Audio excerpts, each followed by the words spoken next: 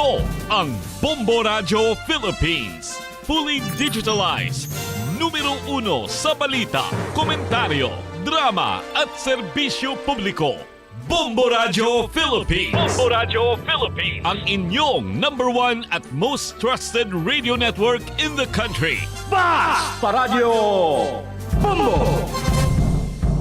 Oras sa Bombo Radio Iloilo, Philippine Standard Time, 50 minutos na nakaligad sa Takna Sine nga las 11. Welcome sa pagpangalagad sa Bombo Anay Sod to Dri City FM, Bombo Radio Iloilo, flagship stations on the number 1 most trusted radio network kinakantang Bombo Radio Philippines. Adlaw kita karon sa Huwebes, Mayo 16, tuig 2024. Sa gyapon ini mo lagari mo ang kurman, Bombo Chama Blanco Hover.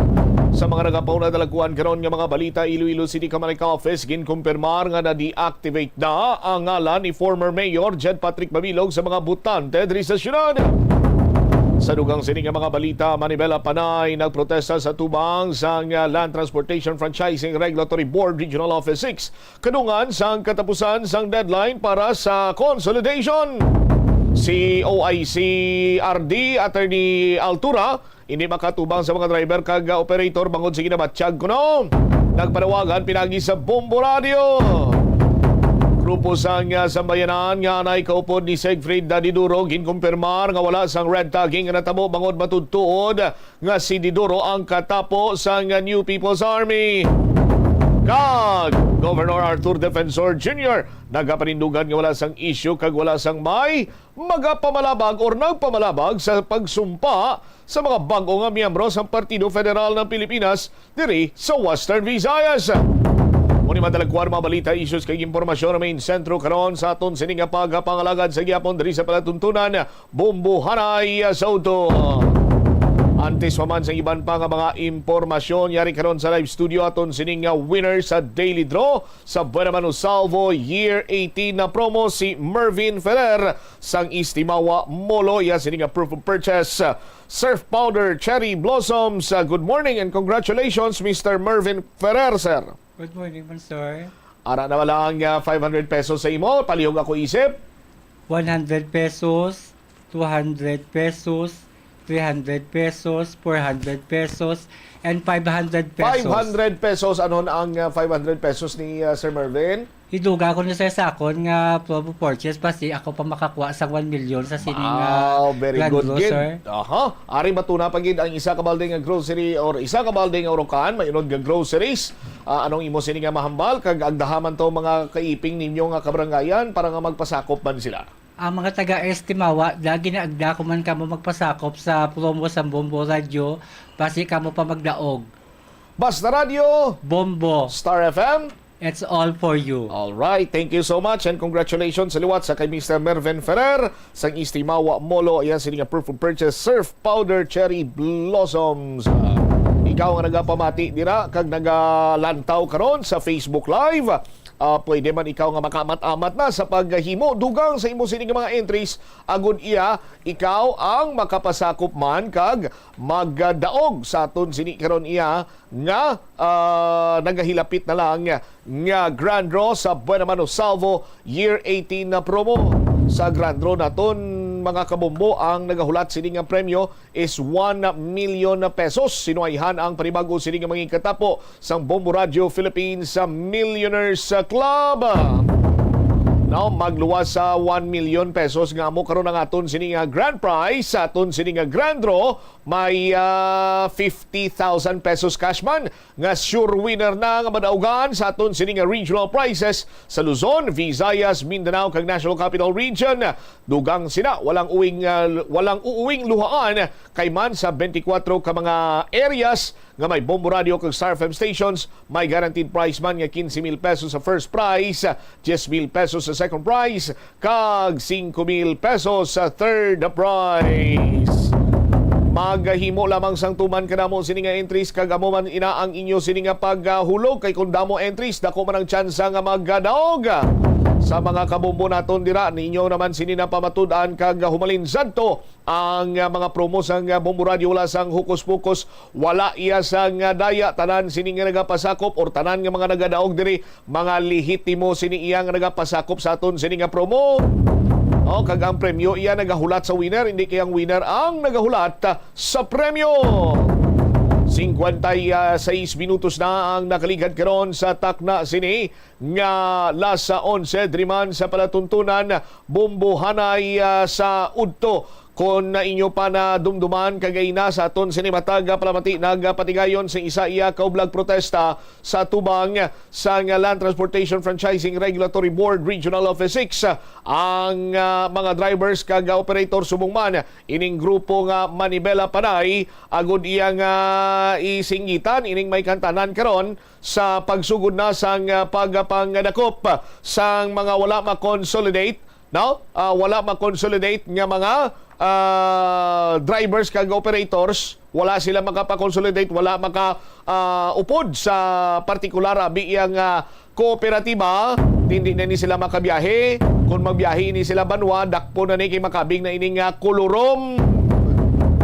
Tiyang singitan kagay nato sang aton sini nga mga kauturan nga do kasubong nga ginpasipadan do kasubong ini nga ginpabayan sila nga wala ginatagan sa nagakigo man sini karon iya nga pagtamod ang mga epekto sining Public Utility Vehicle Modernization na program apisar abi banwa nga ti malawig na nga tion nga ginplastar naman ini sang gobyerno pero bangod man gani sa mga kontrobersiya nga nagaputos sa mga kooperatiba, ang iban sini iya nagdesisyon hindi na lamang sila magpa-consolidate o galing kay ang resulta naman tindi na sila iya makabiyahe, madulaan sila sa palangabuyan.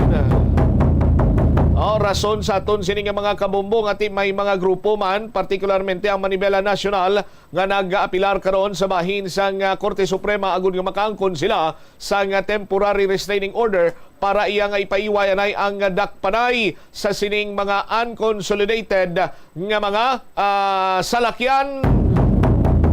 Pero kagay naman ginchekyar nato ng mga terminal diriti nagabalakhuon man iyang pila ka mga driver apisar nga ini sila ang consolidated na pero ti sa gyapon sa aton sinima kuturan kulang or gamay ang pasahero.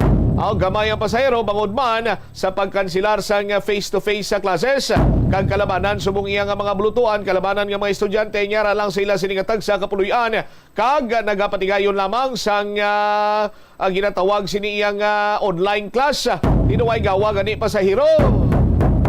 Anyway, dugang karon nga mga balita kag impormasyon inyo bantayan sa maray nga pagpalayag sa Bombo Aray sa udto paganapo sa Bombo Network News. Likawan ang mga disgrasya nga dulot sang kuryente. Tabunan o konselyuhan ang mga wala nagamit nga electrical outlets. Ihaboyo kung ipa-repair ang mga electrical items nga may samad nga cords. Hukson sa saksakan ng mga electrical appliances antes ini i-repair. Hindi paghuslo na mga plug halin sa outlet nga ginabutong ang cord kay basi mabugto ini. Hindi pagpunon sa nakasaksak nga mga appliances o kon gadgets sa mga salaksakan. Hindi magtandog sa electrical appliances kung basa ang imo mga kamot. Likawan ang pagsaka o kon pagtandog sa puno o kon sangasang kahoy nga may nagalaylay nga kuryente. Hindi malikawan nga ginapangita gid sang isa ka tawo ang foot massage. Magluwas nga manami ini sa pamatyagan. Mayara man ini sa maayo nga benepisyo sa lawas. Sunod kay Dr. Tyler Wheeler, Primary Care. Ito ang Bombo Radio Philippines. Fully digitalized. Numero 1 sa balita, komentaryo, drama at serbisyo publiko. Bombo Radio Philippines. Bombo Radio Philippines. Ang inyong number 1 at most trusted radio network in the country. Basta Radio Bombo! This is Bombo Network News Noon Time Edition, broadcasting live at Bombo Radio Broadcast Center, Makati City, Philippines. Araw ngayon ng Huwebes, Mayo 16, 2024. At ngayon sa ating mga headlines, mahigit 40 barko ng China kumilos na para harangin ang civilian mission ng atin ito coalition sa Baho de Masinloc Shoal. Ang Taal Volcano nagkaroon ng panibagong phreatic event ngayong araw ayon po yan sa Philippine Institute of Volcanology and Seismology. Ito namang mga reinstated employee ng National Food Authority abay makatatanggap ho ng back pay. Paghahain naman ng Certificate of Candidacy para sa 2025 midterm elections, itinakda mula Oktubre 1 hanggang Oktubre 8 ng taong kasalukuyan. Ito namang bansang Austria abay tatanggap ng 500 mga Philippine workers taon-taon. Sa international news, abangan si Russian President Vladimir Putin bukas sa pakikipagdialogo hinggil sa mga usapin na may kaugnayan sa Ukraine. At live nationwide via satellite, dumako na tayo sa detalye ng ating mga nagbabagang balita. Mga kabombo at ka-Star Nation, nagsimula ng kumilos itong mga barko ng China sa may bahagi ng West Philippine Sea para nga ito ay bumuo ng blockade laban sa civilian convoy ng atin ito coalition. Ito ang iniulat ni dating United States Air Force official at former defense Attaché Ray Powell batayan sa kanyang pinakahuling monitoring sa West Philippine Sea. Aniya, aabot sa mahigit 40 mga barko ng China ang nagsimula ng kumilos na kinabibilangan naman ng isang People's Liberation Army Navy ship, 8 China Coast Guard vessel, 34 na Chinese militia vessel sa paligid ng Baho de Masinloc Shoal. Gayunpaman ay inihag din ni Powell na namonitor din ito ang patrol ship ng Philippine Navy na BRP Ramon Alcaraz na nasa malapit nga sa Scarborough Shoal at patuloy din na nakabantay sa naturang sitwasyon sa naturang lugar. Kung maalala, una nang inihayag ng atin ito coalition na tuloy at hindi matitinag ng sinuman ang kanilang isinasagawang civilian mission sa Baho de Masinloc Shoal sa kabila ng mga presensya ng barko ng China na napaulat na bumuntot sa kanila sa kasagsagan ng kanilang mga paglalayag. Matatandaan na kahapon ay naging matagumpay naman din ang ginawang paglalagay ng mga boya ng naturang grupo sa bahagi ng West Philippine Sea na may katagang West Philippine Sea. Atin ito. Sa kaugnay pa rin mga balita, matagumpay naman na nalusta ng advance team ng grupong atin ito coalition ang blockade ng China sa bahagi ng Baho de Masinloc Shoal. Ayon nga sa naturang civil society group, una na itong nagpadala ng advance team sa Baho de Masinloc Shoal isang araw bago pa man opisyal na pagsimula ng civilian supply mission noong Mayo 14 ng taong kasalukuyan. Ang nasabing advance team ay binubuo ng 10 individual na ganibilangan ng mga miyembro ng Akbayan Party, Pambansang Katipunan ng mga samahan sa Kanayunan at ng Philippine Rural Reconstruction Movement. Nagkarating ang mga ito sa bisinidad ng Baho de Masinloc Shoal kahapon, Mayo 15 ng taong 2024 kung saan agad silang nagpaabot ng donasyong supply para yan sa mga Pilipinong mangingisda sa naturang lugar. Sa kasagsagan ng kanilang pamimigan ng donasyon ay nakaranas din ito ng shadowing mula sa Navy ship ng China na may body number na 17. Ngunit gayon pa man ay nagresulta pa rin ang kanilang misyon sa pamamahagian ng aabot sa 1,000 liters na diesel at 200 food packs para yan sa mga Pilipinong mangingisda. Sa isang payag naman, sinabi ni Akbayan President Rafael David na co-convener din ng atin ito coalition na ang tagumpay na ito ay nagisilbing mission accomplished para yan sa kanila para sa pagsuporta at pagkapaabot ng essential supplies sa mga mangingisdang Pilipino sa naturang lugar. Kung maalala mga kabombo, una na nga sinabi ni Philippine Coast Guard spokesperson for the West Philippine Sea, Commodore J. Tariela, na una pa lamang ay may turing ng matagumpay ang misyong ito ng atin ito coalition nang makapasok ito sa Baho de Masinloc Shoal at makapagpaabot nga ng mga supplies sa mga mangingisda doon sa pangunahing layunin naman ng naturang aktibidad na ito. Kaugnayan mga kabombo, ating pakinggan ang bahagi ng pahayag ni Commodore J. Tariela, ang tagapagsalita ng Philippine Coast Guard sa usapin sa West Philippine Sea. Ang objective ng atin ito coalition is mamigay ng ayuda sa ating mga kababayang Pilipino na nangingisda dito. Ang mga mangingisdang Pilipino naman, hindi naman yan hindi naman yan nakikipagsiksikan sa Chinese Coast Guard. Ibig sabihin, malayo din sila. So, kung malayo din yung Chinese fishing vessel kung saan sila yung Filipino fishing vessel, kung saan sila conglomerate, grupo together. Yun lang naman yung i-approach natin. So that's already a win for them, no? Kasi nga, we go back to the main objective of atin ito. Plano nila mamigay ng ayuda, mamigay ng fuel, mamigay ng tubig, di ba? Sa mga Pilipino mangingisda. Regardless, no? It's already a win for them, no? As a civil society na sumuporta ng mga kababayan natin mangingisda dito. Atin po napakinggan ang bahagi ng pahayag ni Philippine Coast Guard spokesperson for the West Philippine Sea, Commodore J. Tariela. Oras 6 na minuto makalipas ang alas 12 ng katanghalian.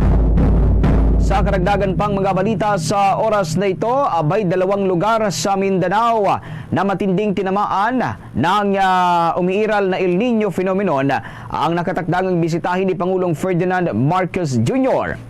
Ito ay ang lungsod ng Iligan sa lalawigan ng Lanao del Norte at ang syudad naman ng Cagayan de Oro sa probinsya ng Misamis Oriental. Misyon ng punong ekotibo na mamahagi nga ng mga presidential assistance sa mga naapektuhang magsasaka at maging doon sa mga mangingisda sa naturang 2 lugar na nabanggit dyan sa may rehiyon ng Mindanao. Alas 10 ng umaga kanina nang dumating nga ang punong ehekutibo sa lungsod mismo ng Iligan, habang alas 2 ng hapon naman inasahang darating ang presidente dyan sa may Pimentel International Convention Center sa Cagayan de Oro City. Noong nakaraang linggo ay si Sultan Kudarat at Zamboanga City o dyan sa may naturang lugar, bumisita ang Pangulo at doon naman nagpaabot ito ng mga kaukulang tulong sa mga residente ng naturang lugar. Una rito ay inihayag nga ng punong ekotibo na gagawin ng kanyang administrasyon ang lahat ng paraan para mabigyan nga ng kaukulang tulong itong mga kababayan nating labis na naapektuhan ng matinding init ng panahon, partikular na sinabayan pa nga nitong umiiral na El Nino phenomenon. Ang pondo na ipamamahagi ng Pangulo sa mga kababayan natin ay mula naman yan sa Presidential Fund sa Office of the President. Samantala muli ng mga nakapagtala ng short-lived phreatic event sa Taal Main Crater. Ayon nga sa Philippine Institute of Volcanology and Seismology, nadeteka ang panibagong mahinang pagputok ng bulkan sa pamamagitan niya ng Main Crater Observation Station. Naranasan ito kaninang alas 8:54 ng umaga, ngayong araw po yan. Ang event nga ay tumagal lamang ng halos 3 minuto at nakalikha ng 300 meter na taas ng steam plume. Matapos nga ang ilang minuto ay napadpad ang usok sa kanluran, hilagang kanlurang direksyon ng naturang lugar. Ang Taal Volcano mga kabombo ay nanatili na sa alert level 1 o indikasyon po yan ng patuloy na mahinang abnormalidad ng naturang bulkan. Sa pagpapatuloy pa rin ng ating mga balita sa oras na ito, abay, good news makatatanggap ng back pay ang nasa 72 mga empleyado ng National Food Authority na kamakailan lang ay nakabalik muli sa serbisyo. Kasunod ito ng pagbawi ng Office of the Ombudsman sa inilabas itong suspension order laban nga sa naturang mga tauhan ng naturang ahensya o ng National Food Authority. Ito ay may kaugnayan pa rin sa umano'y maanumalyang rice buffer stock issue na bumabalot sa naturang ahensya. Ayon kay National Food Authority Acting Administrator Larry Lacson, magsisimula ang computation ng back pay ng naturang mga empleyado mula sa petsa ng effectivity date ng suspension order na una nang inihain laban sa mga ito. Samantala, sa kabilang banda naman mga kabombo at Kastar Nation, sinabi rin ng Department of Agriculture Secretary na si Francisco Teolaurel Jr. na sa pamamagitan nga ng desisyong ito ng Ombudsman ay mapapahintulutan na rin aniya ang ilang mga bodega ng National Food Authority na muling buksan para makatulong nga sa procurement ng mga dagdag pang supply ng palay sa bansa.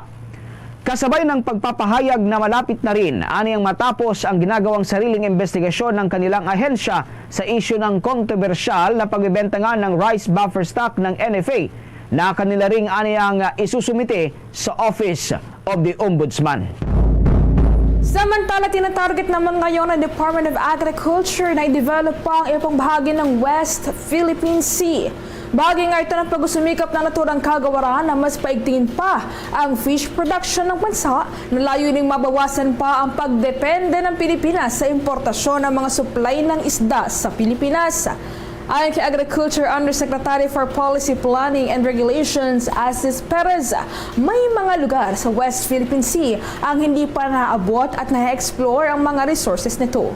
Aniya, iba pang mga lugar sa West Philippine Sea ay mas di hamak na masapayapa kumpara yan sa mga bahagi ng naturang pinag-aagawang teritoryo kung saan patuloy na nakakaranas ng mga pangharas ng mga barko ng China ang ating mga kabayang mga Pilipinong mga mangingisda. Samantala, bukod dito ay pinunto rin ng opisyal na panahon na para hikayatin naman ang iba mga commercial fishers na mag-operate sa West Philippine Sea. Ngunit kaugnay nito ay kinakailangan aniya na magpagkalooban ng gobyerno ang mga ito ng kaukulang mga incentives. Samantala, iniulat ng Commission on Elections na sa darating na Oktubre 1 hanggang 8 itinakda ang paghahain nga ng Certificates of Candidacy para yan sa gaganaping May 2025 midterm election.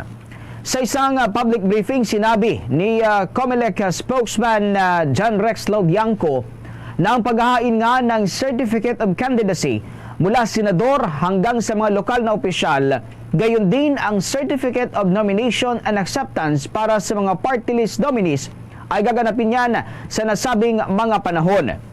Sa isa namang hiwalay na panayam, sinabi ni Elections Chairman George Erwin Garcia na tinatapos na ng poll body ang calendar of activities para yan sa gaganaping May 2025 midterm elections.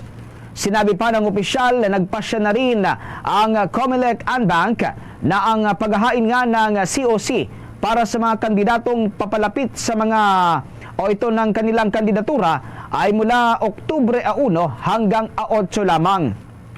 Ayon pa sa poll chief, inaprubahan na ng Anbank ang kanyang panukala na limitahan lamang ang panahon naman para yan sa mga substitute bets na maghain ng kanilang mga Certificate of Candidacies.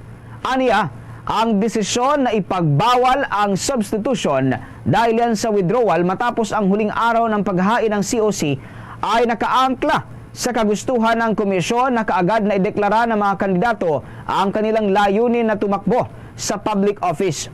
Sinabi pa ni Garcia na ang pagpapalit ng mga kandidato ay pahihintulutan pa rin pagkatapos na Oktubre 8 kung ito ay sa batayan o alinman sa ilang mga panuntunan, kabilang na lamang kung nasawi yung kandidato o nagkaroon ng diskwalifikasyon. Samantala, ayan at iba pang mga detalye iniunat ho ng Commission on Elections at inaasahan nga ng naturang komisyon na aabot sa 71 million na mga botante ang lalahok sa 2025 midterm elections. Inaprobahan na ng Kamara sa ikalawang pagbasa ang panukalang Universal Social Pension para yan sa lahat ng mga senior citizens sa buong Pilipinas. Si Marikina Congressman Estela Quimbo ang sponsor ng nasabing panukala. Sa House Bill aniya, ang mga benepisyaryong may hirap na senior citizen ay patuloy na makakatanggap ng 1,000 pesos kada buwan, habang 500 pesos naman kada buwan ang ibibigay sa ibang mga miyembro ng senior citizen population. Ayon kay Quimbo, hanggang sa ngayon kasi ay hindi pa lahat ng senior citizens ay nabibigyan ng karampatang pensyon. Sa katunayan, mababa pa raw sa kalahati ang kasalukuyang sakop ng naturang programa. Kaya naman sa ilalim ng universal pension ng lahat ng senior citizens sa buong Pilipinas, mapamahirap man o mayaman ay makakatanggap ng pensyon o wala pa ng mga natatanggap ng pensyon ang nasaklaw ng naturang bill. Sinabi naman ni Quimbo na otomatiko na ang pagiging kasapi sa social pension basta edad ay 60 taong gulang pataas. Gayit pa naman mababatas panahon ng tumbasan ng mga kontribusyon ng mga senior citizen, kaya dapat isabatas ang naturang panukala. Oras 15 minuto makalipas ang alas 12 na ang tanghali. Sa karagdagan pang mga balita sa oras na ito, abay nais pang mapalawak nga ng Armed Forces of the Philippines ang kooperasyon ng Pilipinas at Sweden pagdating sa larangan ng pandepensa at seguridad.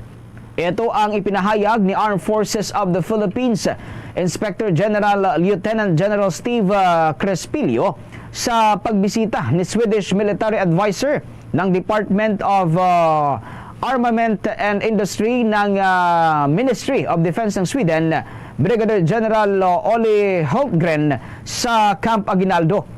Ayon kay Armed Forces of the Philippines Public Affairs Office Chief Colonel Cerces Trinidad, tinalakay ng dalawang opisyal ang pagsisikap nga ng sandatahang lakas ng Pilipinas na tumuklas ng mga karagdagang oportunidad para isulong itong shared commitment ng dalawang bansa sa regional security at maging doon sa tinatawag na global peacekeeping efforts.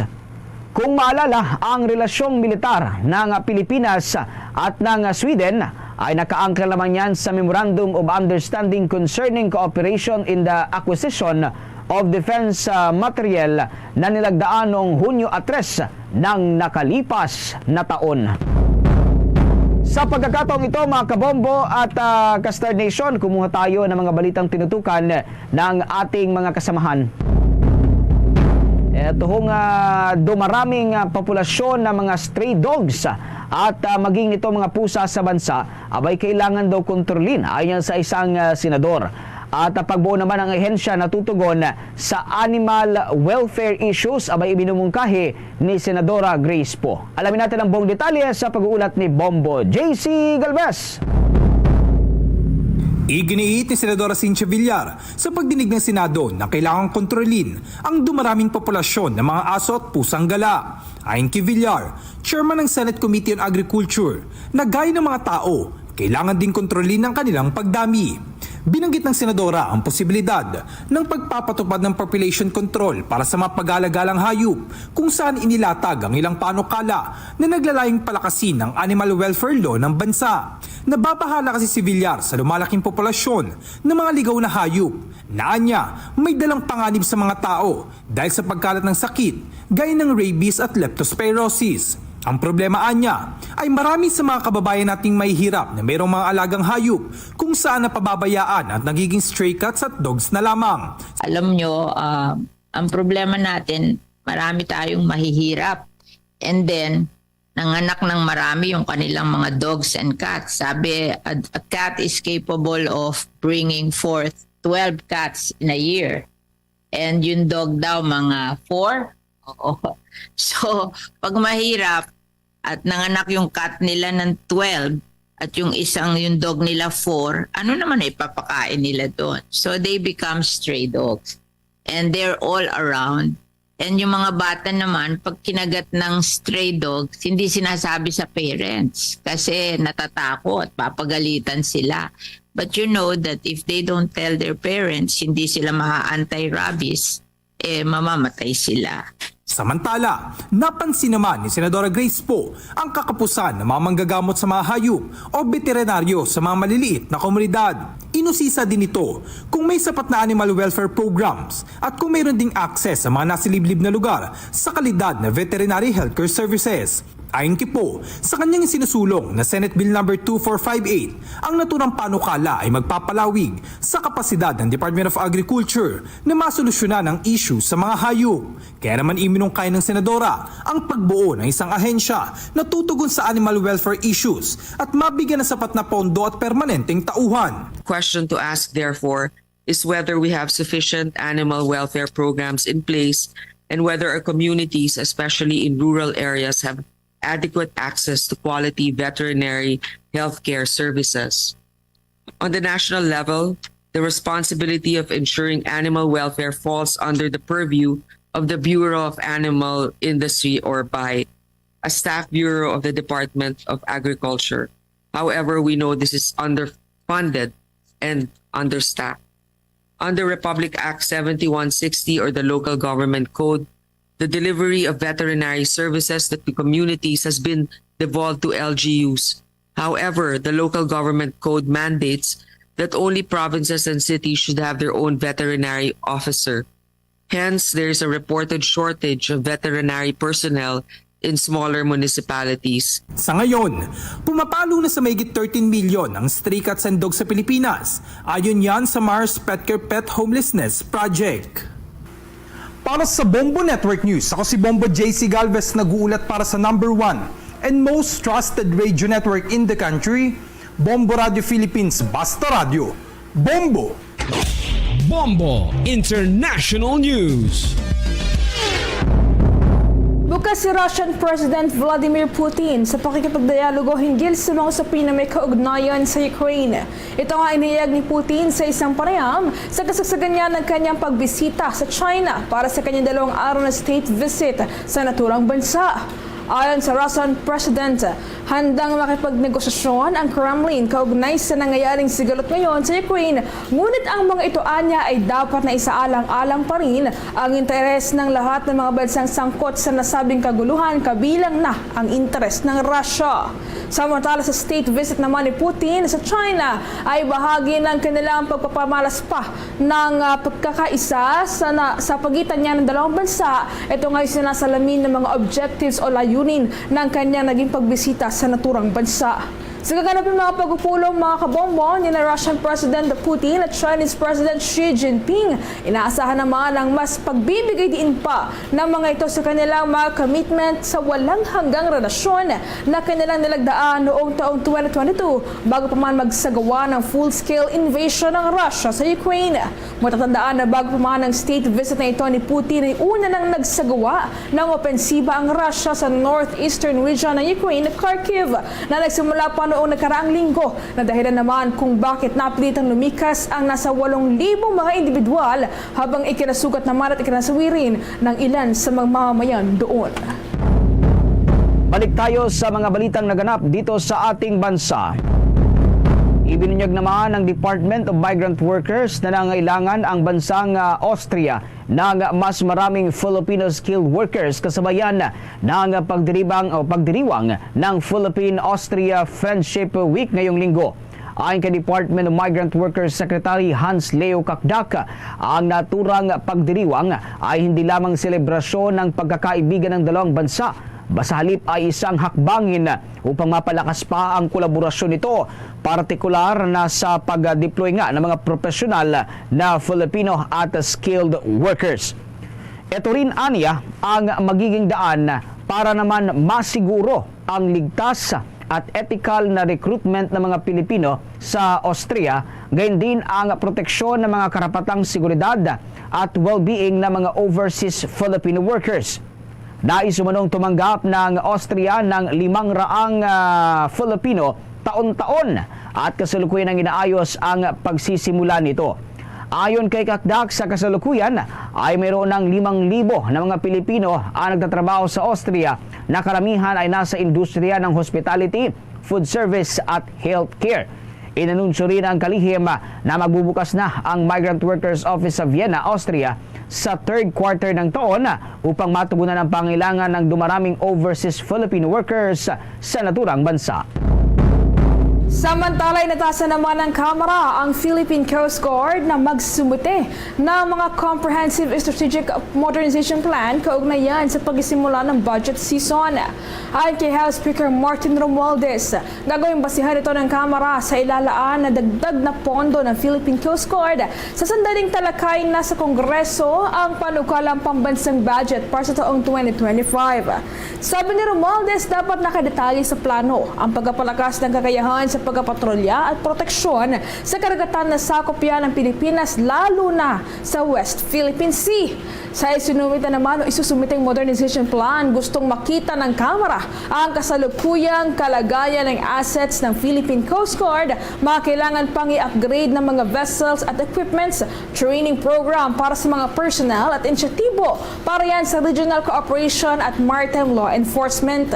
Tiniyak naman ng House Speaker na committed ang Kamara na suportahan ang pagpapalakas pa ng Philippine Coast Guard. Gate na Romualdez, ito lamang daw ay proteksyon ng ating teritoryo, kundi magisilbing defense posture laban sa mga magtatangkang manakop sa mga isla na pagmamay-ari ng ating bansa.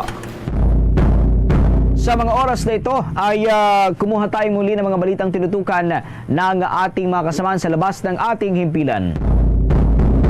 Itong si Vice President at kasalukuyang Department of Education Secretary Sara Duterte abay nagsagawa ng matatag curriculum pilot school visit. Ang Department of Education naman pinaghahandaan na ang pagbabalik sa old school calendar sa susunod na taon. Yan at iba pang mga detalye tinutukan ni Bombo Kelly Cordero. Binisita ni Vice President at Education Secretary Sara Duterte ang pilot school ng Matatag Curriculum sa Baguio. Ito ay bilang tugon umano sa mga guro noong Matatag Curriculum Summit. Ang Doña Aurora National High School ay isa sa Matatag Curriculum Pilot School Implementer sa Cordillera Administrative Region. Ayon sa Vice Presidente, pinuntahan niya ang mga silid-aralan kabilang ang grade 7 kung saan ipinapatupad ang naturang curriculum. Ipinaliwanag niya sa mga estudyante ang kahalagahan ng edukasyon at hinimok ang mga ito na mag-aral ng mabuti. Kasabay nito, pinasalamatan rin daw niya ang mga guro sa mahalagang tungkulin nito sa mga mag-aaral. Samantala, pinaghahandaan na ng Department of Education ang pagbabalik sa old school calendar sa susunod na taon. Ayon kay Assistant Secretary Francis Bringas, ginagawan na ng plano kung paano mahahabol ang reduced number of school days. Magsasagawa na rin umano ang kagawaran ng mga hakbang para hindi magkaroon ng learning losses. Nilinaw din ni Bringas na hindi kukunin lahat ng Saturday sa isinusulong na Saturday classes para mabawi ang nasa 15 araw na walang pasok. At sakaling may patupad, ay gagawin itong home-based learning. Not necessarily. So, meron naman tayong alternative delivery mode. So, pwede naman natin yung home-based learning yung ibang Saturdays, for example. Pero yun nga, hindi naman pwedeng lahat ng Saturdays ay i-ADM natin because we also need to give our children and teachers time to rest. Para sa Bombo Network News, Bombo Kelly Cordero nag-uulat para sa #1 and most trusted radio network in the country, Bombo Radio Philippines. Basta Radio, Bombo. Commute time, iced coffee time. It's Dunkin' Coffee time. Catch-up time, Spanish latte time. It's Dunkin' Coffee time. Ride time, hot brewed coffee time. It's Dunkin' Coffee time. Anytime is the best time for Dunkin' Coffee. With a signature taste and variety of flavors, best enjoyed anytime, anywhere. Anong time na? It's Dunkin' Coffee time! Sa pagpapatuloy ng ating balitaan, nagpahayag ng kahandaan ng Department of Labor and Employment na tumulong sa mga humigit kumulang 500 mga empleyado ng Sofitel Hotel na pinangangambahang mawawala ng trabaho sa pag-asara nito. Ayon kay Labor Secretary Bienvenido Laguesma, may mga standby programs ng kanilang ahensya na maaaring makatulong sa mga maapektuhang empleyado ng napipintong pag-asara ng naturang hotel. Ang mga nakaantabay ng mga programang ito anya ng Department of Labor and Employment ay pawang may mga kinalaman din sa employment facilitation, referral, pag-ibigay ng gabay kung nanaisin man ng mga maapektuhang empleyado na magkaroon ng livelihood program at mga dagdag na pag-asanay. Kaugnay nito ay una na rin aniya siyang nakipagpulong sa management ng naturang hotel kung saan tiniyak-an niya ng mga ito na mayroong inihandang separation packages ang kumpanya para sa kanilang mga maapektuhang empleyado.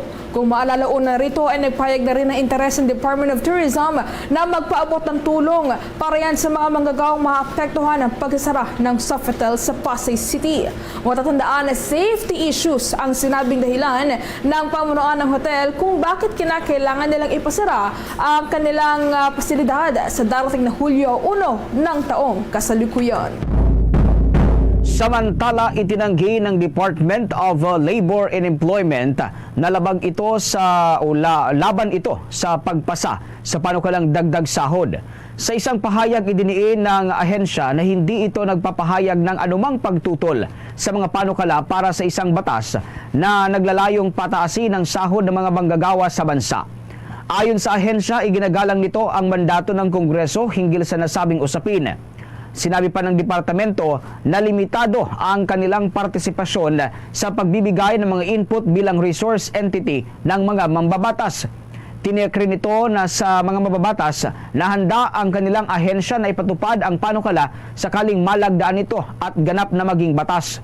Kaugnay nito, nananatiling nakabinbin nga sa House of Representatives ang panukalang 150 pesos na legislated wage hike, habang 100 piso naman na Daily Minimum Wage Increase Act of 2023 ay naipasa na sa Senado. Una rito ay paulit-ulit nga na sinabi ni Labor Secretary Buwan Binido Laguasma na ang pagbibigay ng isang across-the-board na batas sa pagtaas ng sahod para yan sa mga manggagawang Pilipino sa bansa ay maaaring humantong naman sa pagtaas ng presyo ng mga pangunahing bilihin at magresulta sa pagbaba ng paglago ng domestic product. Nagresulta ito sa panawagan naman ni Subiri kay Laguasma dahil sa pagtutol nito sa mas mataas na sahod para yan sa sektor ng manggagawa at hindi pagprotekta umano sa interes ng mga manggagawa at kundi pagkasalita para yan sa interes ng sektor ng mga negosyo. Ang mga labor groups na Trade Union Congress of the Philippines at sentro ng mga nagkakaisa at progresibong manggagawa ay nanawagan nga kay Laguasma na magbitiw sa pagiging employer poster boy nito laban sa isang legislated wage hike. Umangat ang personal remittances mula sa overseas Filipinos ng 2.6% para maitalayan ang 3.05 billion US dollars o katumbas po ng 171 billion pesos sa local currency para yan sa Marso ng taong kasalukuyan. Mas malaki ito kung ihahambing naman sa 2.97 billion US dollars o katumbas ng halos 170 billion pesos na local currency na naitala noong Marso na nakalipas sa taong 2023. Ang paglobo ng personal remittances nitong Marso ng taong kasalukuyan ay bunsod umano ng bumuhos na padala mula sa land-based workers na may work contracts na 1 taon o higit pa at sea and land-based na mga workers na may work contracts naman na mas mababa sa 1 taon. Para sa unang quarter ng taon, ang personal remittances ay lumaki pa ng 2.8% para yan mairehistro ang nasa 9.15 billion US dollars mula naman yan sa 8.90 billion US dollars na unang naitala sa unang quarter ng taong 2023. Ang cash remittances mga kabombo at Star Nation ay dinaan sa bangko ay abot po sa 2.74 billion US dollars sa March ng taong 2024 mula yan sa dating 2.67 billion US dollars noong Marso ng taong 2023 o annual increase na 2.5%. Napatid na ang malaking cash remittances ay nagmula nga sa mga Pilipino na nakabase doon sa United States of America, Saudi Arabia, United Arab Emirates at maging sa Singapore. Kuha pa tayo ng mga balitang tinutukan ng ating mga kasamahan. Ito hong transport group na Manibela at Piston abay muling nagkasa ng kilos protesta kasabay huyan ng unang araw ng panguhuli ng Land Transportation Franchising and Regulatory Board sa mga babiyaheng unconsolidated jeepneys. May buong detalye si Bombo Joanna Martinez.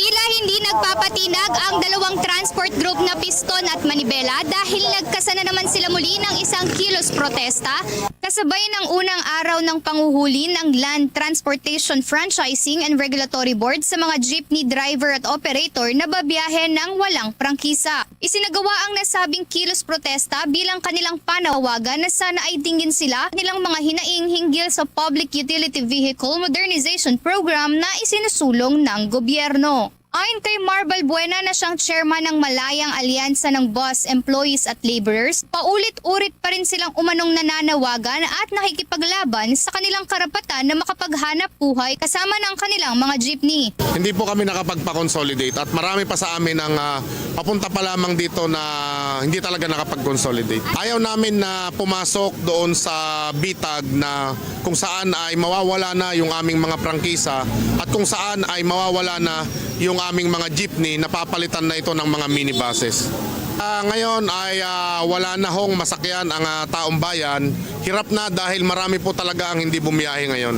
bukod po sa mga nagpunta pa rito. Kasabay nito nanawagan din si Balbuena sa Korte Suprema upang maglabas na umano ito ng RTO at magkaroon na rin ng oral arguments upang mapakinggan ang hinaing ng dalawang panig at kung bakit sila nagsampa ng petisyon. Samantala, nag-umpisang magtipon-tipon ang mga tsuper ng jeep ng dakong alas 7 ng umaga at nagsimula ang kanilang kilos protesta kaninang alas 8:30 ng umaga. Habang nakaantabay naman sa kanilang gilid ang mga tauhan ng Quezon City Police District at iba pang mga kapulisan upang siguraduhing payapang maidaraos ang naturang kilos protesta. Ibinunyag naman ni Balbuena na muli silang magkakasa ng malawakang kilos protesta sa mga susunod pa na araw. Para sa Bombo Network News, Bombo Joanna Martinez nag-uulat para sa #1 and most trusted radio network in the country, Bombo Radio Philippines. Basta Radio, Bombo! Sa pagkakataong ito, mga kabombo at ka-Star Nation, nasa linya na ng ating komunikasyon. Walang iba, ang si Bureau of Corrections Director General Gregorio Katapang Jr. At makibalita lamang tayo kay General hinggil doon sa mga ginagawa nilang hakbang para ma-decongest itong national o itong New Bilibid Prison. At pahinggil na rin doon sa issue o itong isinasagawa nilang investigasyon hinggil doon sa issue ng strip search at cavity search sa mga dalaw na papasok na dyan sa New Bilibid Prison. Magandang tanghali po, General, at una sa lahat, makikibalita lamang po kami doon sa isinasagawa ninyong investigasyon hinggil nga sa issue ng strip search sa New Bilibid Prison. May development na po ba dito, General? Opo, meron na po. Last 2 days ago, umisita na po yung Commission on Human Rights delegation. So, kinausap nila yung mga tao namin. This was signed, yung visitation order was signed by Attorney Jasmine Navarro Regino, Director for Human Rights Protection Cluster. So, ang dumating na team nila, composed of about 5 persons. Nag-conduct sila ng ocular, nag-conduct sila ng facilities, and then they talk to our personnel. Bumisita sila sa inmate visitation service unit, bumisita sila sa conjugal rooms, and then nagbisita sila doon sa playground. And then after that, nagkaroon ng meeting ulit sa sa office. Kasama si Attorney Romel Tinga and some others. So this time naman, ang gusto nila makausap yung mga nag-strip search. They will conduct parang investigation on the persons who conducted the strip search, and then inaas nila na mag-submit ng ang tawag dyan, yung sworn statements. So, as of now, that's the development. Hopefully, matapos natin itong investigation as soon as possible. General, napabalita po na ang dinalaw nga nitong mga nagreklamo sa Commission on Human Rights ay ang kanilang mga asawang nakapiit nga dyan sa New Bilibid Prison. Matanong ko lamang po para na rin sa kabatiran ng ating mga manonood at ating mga tagapakinig. Ito po bang tinutukoy na asawa na dinalaw nga nitong dalawang individual na sumailalim sa strip search? Sila po ba ay totoong mga political prisoner or mga regular inmate lamang sa NBP?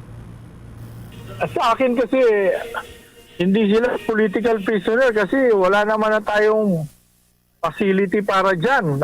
Of course, noong panahon, noong martial law, may facility for political prisoners. Mayroon niya sa Port Magsaysay, may sa Port Bonifacio, yung mga military camps. Ganon, they were held because of martial law. Pero yung sa akin, they were committed to me by the court. May order ang court na itong kaso nila, they should be punished for committing this offense. So, they were remanded to me or they were given to me, the court, because they committed a criminal act. So, we are not in possession of political prisoners. Maaring yun ang tawag nila sa kanila, sa mga pagkakulong nila because they were fighting against the government. But they were caught with illegal possession of explosives.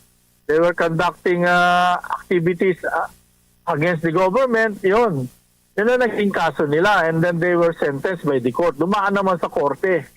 Kaya nagkaroon naman ng due process bago sila na-commit sa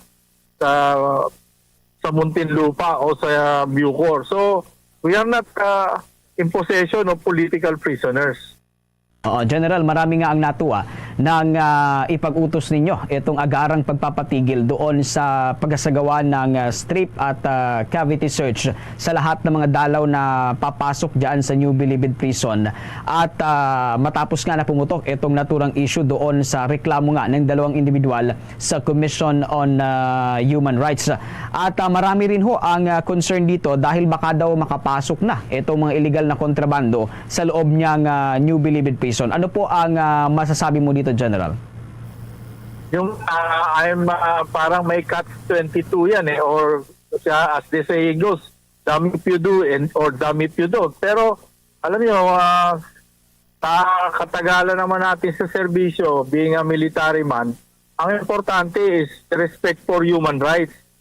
Pag nababiolate yung rights ng mga tao, kahit mga preso pa yan, o PDL pa yan, it should be looked into. So, maaaring we were following all the procedures, baka naman na-exaggerate or na-abuse. So, I want to find out kung ano nangyari, bakit nagrereklamo sila. So, I think human rights is very important sa akin, para sa akin. It's more important dito sa paghanap ng mga drugs because marami namang ways to find out if drugs are being brought inside by the PDL or the visitors. So, priority po yung human rights. General, may katanungan rin po ang aking kapartner dito, si Bongbong Marlin. Bongbong Marlin? General, on my part po, I understand na bahagi po ng paghigpit sa pagpasok sa New Bilibid Prison ito pagkapatupad ng strip search. And recently, pinatigil po ninyo ito. Meron na ba tayong mga available na body scanning machines na magkapatuloy pa rin po ng mahigpit na pagbubusisi doon sa mga nagnanais pumasok o bumisita sa mga bilanggo sa New Bilibid Prison po? For the longest time kasi, nung umupo ako, nagre-request na ako niyan. Pero unfortunately, hindi nabigyan ng proposal sa DBM. And then of course, nung nagpunta naman sa Congress, sabi ng mga congressman natin, mag-allocate ng pondo para makabili ng machine. Unfortunately, alam niyo naman yung budget natin, kung ano na propose sa President's budget, yun na yun. So, but fortunately, nakita na ng DBM yung importance of the machine, of body search machine. So sabi nila, we will look into your problem and hopefully we can release some funds, mga emergency funds na para makabili na kayo. Kasi sabi kasi namin medyo mahal, mga 20 to 25 million, so nahirapan din sila mag-raise. Pero sabi namin, meron technology na almost the same pero mas mura. So sabi nila, sige, look around, find out ano ba yung pinakamura na ano naman, makaka-body search pa rin. Para sa ganun, maiwasan na natin yung strip search and then yung body search na natin sila, pinapahubot-hubad para makita kung talaga may tinatago. So, hopefully, we will be able to solve it in due time with the help of DBM and Congress. Okay. Dakanan po ako sa mga iba pang mga usapin. I understand po na patuloy yung decongestion program po sa mga nasukupan po ng mga bilangguan ng Bureau of Corrections. As of the moment po ba, ilan na po yung bilang po ng mga persons deprived of liberty po sa mga bilangguan po na nasukupan ninyo? May mga nailipat na po ba sa mga regional prison mula po sa New Bilibid Prison? As of now, siguro almost 5,000 na nailipat namin, but we will continue to transfer them because ang goal natin, I think guidance ni Secretary Remulla is to close down itong maximum, minimum, medium, itong New Bilibid prison. Because yung untenable yung sitwasyon namin dyan. We are surrounded by, it's now a growth area, itong property namin dito. Dito sa Muntinlupa. Ang lupa dito ngayon, napaikutan kami, 200,000 per square na. So it's really a property that's prime, katulad ng military. Pag yung military base is already a prime area, they are told to vacate the premises so that its commercial and economic activities can be pursued in the properties we have. Okay. One last point na lang po on my part. Hingi na lang din po kami ng update po tungkol po dun sa bilang po ng mga bilanggo na napalaya na po mula sa iba't ibang mga himpilan o pasilidad po ng Bureau of Corrections. As of this year, maabot na po na mga 3,000. Pero overall, since na umupo siya at ang ating mahal na Pangulo, and then of course Secretary Remulla, ang napalaya na po natin more or less mga 14,000. So, under the guidance of Secretary Remulla, yung bilis laya, 24 hours po kami nagbabalidate ng mga PL na ma-expedite yung kanilang paglaya. Kasi pag na minimum serve na nila, and they are in good conduct, we recommend sa Bureau of Pardon and Parole na bigyan sila ng, kung pwede sila ng parole, no? So that they can get back to their families after serving the minimum sentence. With that, General, maraming salamat po sa mga impormasyon na ibinahagi mo sa aming mga manonood at maging sa aming mga tagapakinig. Mga kabombo at ka-Sir Nation, nakapanayam natin walang iba si Bureau of Corrections Director General Gregorio Katapang Jr. Sa pagkakataong ito, mga kabombo at ka-Sir Nation, dumako na tayo sa mga balitang tinutukan ng ating mga kasamahan sa probinsya. Ang Philippine National Police naman sa Western Visayas abay nakakumpiska ng higit sa 120 milyon halaga ng shabu at naaresto naman ang higit sa 700 ng mga drug personalities sa loob yan ng 3 buwan mula nang umupo ang bagong direktor nito. May buong detalye ang Bombo Radyo Iloilo. Magsasagawa ang Philippine National Police sa Western Visayas ng panibagong paraan sa gitna ng matagumpay na anti-drug operations upang masugpo ang bentahan ng ilegal na droga sa reyon. Sa panayam ng Bombo Radyo Iloilo kay Police Brigadier General Jack Wangki, Director ng Police Regional Office 6, sinabi nito na hindi titigil ang kanilang kampanya laban sa ilegal na droga dahil ito anya ang dahilan. Umabot sa kabuuang 171 na mga dating rebelde. Kababot ka sa Nation, balikan natin ang linya ng Bombo Radyo Iloilo. Sa pagkakataong ito, Bombo Marlene. Samantala, nasa 10 milyong pisong tulong pinansyal naman ang naipamahagi sa kabuang 171 ng mga dating rebelde sa Central Visayas po sa ilalim yan ng ECLIP program ng pamahalaan. May pagulat dyan ng Star FM Cebu. Umabot sa kabuuang 171 na mga dating rebelde ng New People's Army sa Central Visayas ang nakabenepisyo at nakatanggap na ng tulong pinansyal sa ilalim ng Enhanced Comprehensive Local Integration Program o ECLIP matapos silang magbalik loob sa pamahalaan. Inihayag ni Department of Interior and Local Government o DILG ECLIP Focal Person Ruel Evangelista na ang nasabing bilang ay mula nang simulan ang programa hanggang sa kasalukuyan kung saan naipamahagi na ang nasa 10 million pesos na livelihood at immediate assistance. Sinabi pa ni Evangelista na noong nakaraang taon, 15 dating rebelde mula sa Bohol ang nakatanggap ng tulong, habang nitong Marso ng taong kasalukuyan ay 13 dating rebelde at isang miyembro ng milisya ng bayan naman mula sa Negros Oriental ang nakabenepisyo sa naturang programa. Layunin pa ng tulong na palakasin ang mga pagsisikap na pagbuo ng kapayapaan ng mga local government units sa ilalim ng kampanyang End Local Communist Armed Conflict. Binigyang din naman ni 3rd Civil Relations Group Commander Major Joe Patrick Martinez na hindi reward money ang assistance na ibinigay kundi isang oportunidad para magsimula ng panibagong buhay ang mga ito at bumalik sa kanilang komunidad. Dagdag pa, isa rin umano itong motibasyon para sa mga rebelde na mamuhay ng normal at mapayapa. It's actually to motivate our yung brothers na to choose to live a normal and peaceful life. So opportunity siya. It's not a reward money, but it's actually an opportunity. Mula rito sa lungsod ng Cebu, Star DJ Sophie Ember nag-uulat para sa number 1 and most trusted radio network in the country, Bombo Radio Philippines. Basta Radyo, Bombo!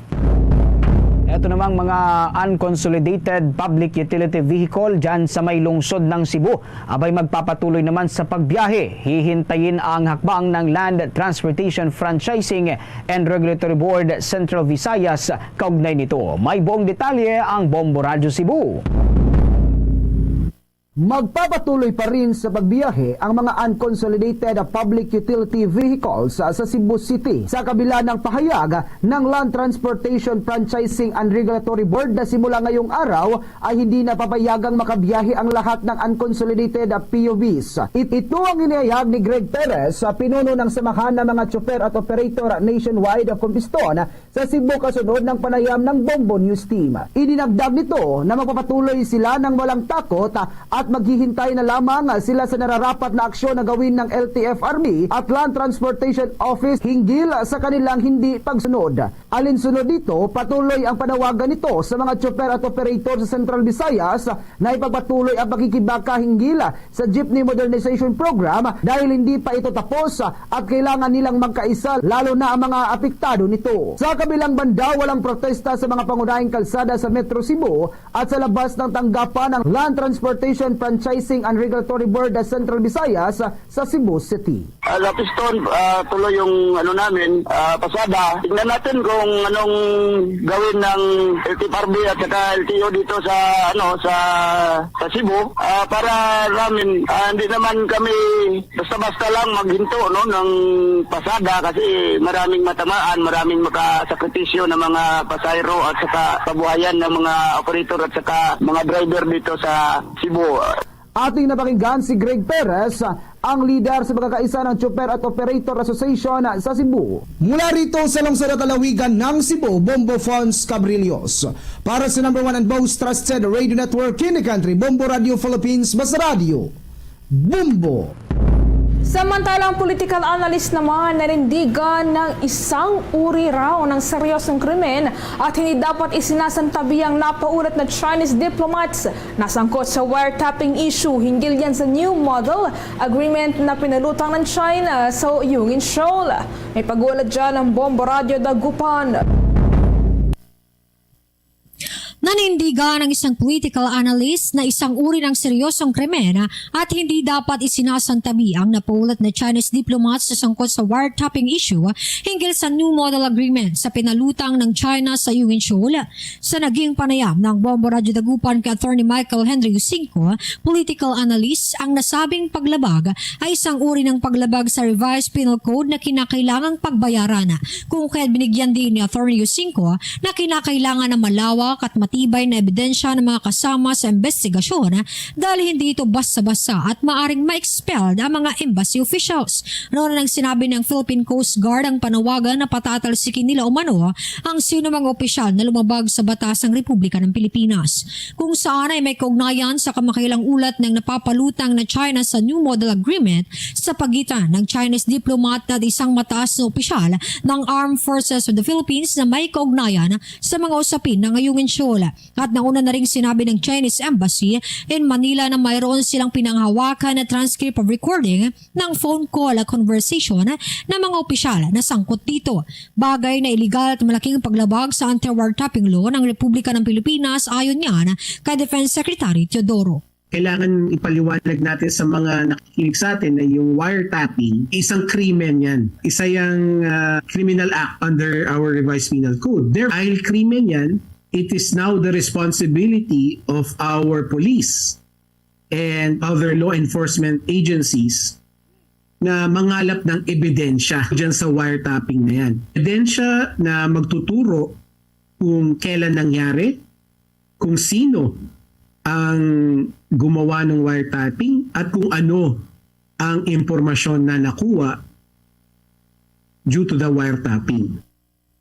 Para sa Bombo Network News, narito sa Bombo Radyo Dagupan, Bombo Mayra Reside nag-uulat para sa number 1 and most trusted radio network in the country, Bombo Radyo Philippines. Basta Radyo, Bombo!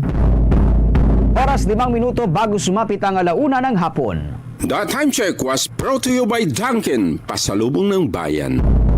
Kuha pa tayo ng mga balitang tinutukan ng ating mga kasamahan sa probinsya. Ito hong Presidential Security Group at 500 local police force all set na sa pagbibigay ng seguridad kay Pangulong Marcos at Lisa Marcos dyan sa may Northern Mindanao Region activities. May buong detalye ang Bombo Radyo Cagayan de Oro.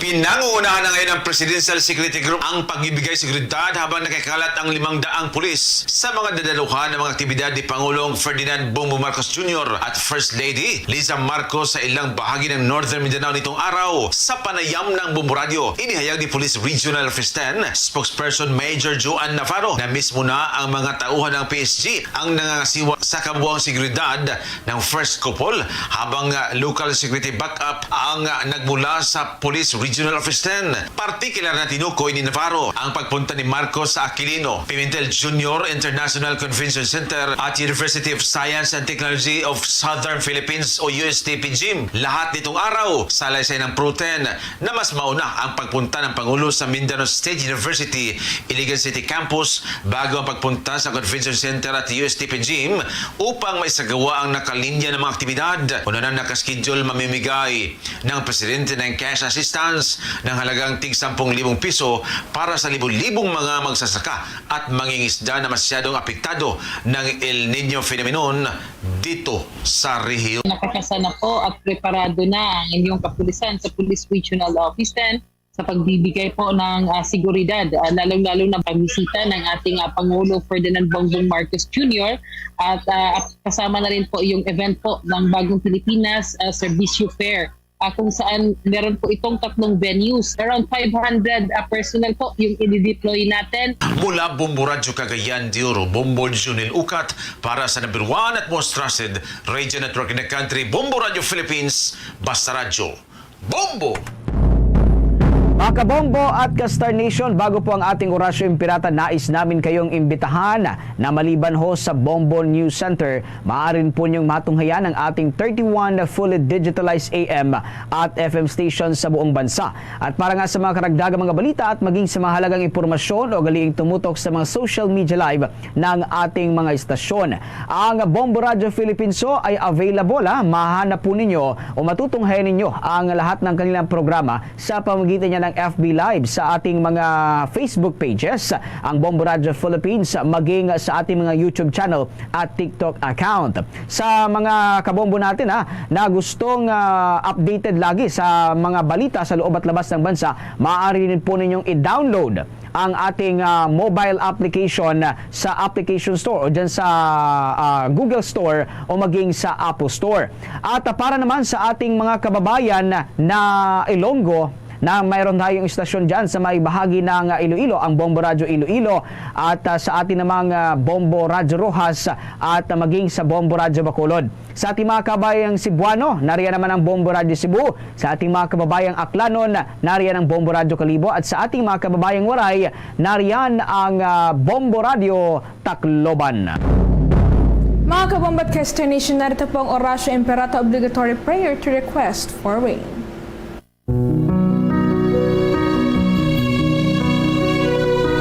God, our loving Father, creator of our earth and of the universe, and of all the wondrous elements of nature that sustain your living creatures, we humbly ask you to grant us relief from the extreme heat that besets your people at this time, disrupting their activities and threatening their lives and livelihood.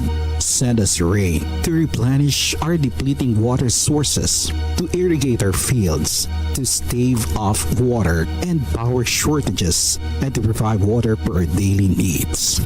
At your command, the wind and the seas obey. Raise your hand, Almighty God, to avert the continuing rise of temperature teachers so that your people can engage in productive undertakings and our young people can pursue learning in tranquility and comfort. Merciful and generous God, open your eyes to the richness and beauty of your creation and instill in us a deep love for this earth and all that is in and around it. Teach us to be wise stewards of your creation so that we may always use them responsibly and protect them from the abuse and exploitation. At this time of crisis, dear Lord, move us to share more, to serve more, and to love more. Loving God, Father of our Lord Jesus Christ, you entrusted the Filipino people to the special care of Mary, our Mother. Listen to the prayers that we bring up to her, our Blessed Mother, to intercede for us for the protection of our land and our people whom she loves. Grant this through our Lord Jesus Christ, your Son, who lives and reigns with you in the unity of the Holy Spirit, God, forever and ever. Amen. Our Lady of Guadalupe, pray for us. Saint Rose of Lima, Pray for us. Saint Lorenzo Ruiz, Pray for us. Saint Pedro Calungsod, Pray for us. Luzon, Visayas, Mindanao at sa buong mundo, yan ang kabuuan ng ating mga balita para sa pangtanghaling edisyon ng Bombo Network News. Mula dito sa Bombo News Center para sa number 1 and most trusted radio network in the country, Bombo Radio Philippines. Basta Radio, Bombo! 5 minuto na nakaligad sa takna siningalaw na. Balik diri sa pagpangalagad sa Bombo Anay sa udto sa DYFM Bombo Radio Iloilo. Standby sa aton sining mga kabombo sa dugang mga balita kag impormasyon. Istoryahan aton diri kay ang City Comelec nagkumpirmar nga ang status sang voters registration ni former Mayor Jed Patrick Mabilog deactivated na. Sa aton sining mga kabombo. Iniman kasunod sang pagwa sang impormasyon nga daw nakasubong kuno nga nagapakita sang interes si former Mayor Jed Patrick Mabilog nga magbalik diri sa syudad sang Iloilo agod nga magpapili sa palabuton sining tuig 2025 nga midterm elections. Sa aton sini matag palamati ti may pagpahayag man nga si Mayor or former Mayor Jed Patrick Mabilog ang hindi na iya or wala na ginapahanugutan sang layi bangod sa iya sining kaso nga makapungko pa sa anuman sining sa isang posisyon sa gobyerno o kon mang-empleyo or magtrabaho sa gobyerno. Sa aton sinimatag palamati.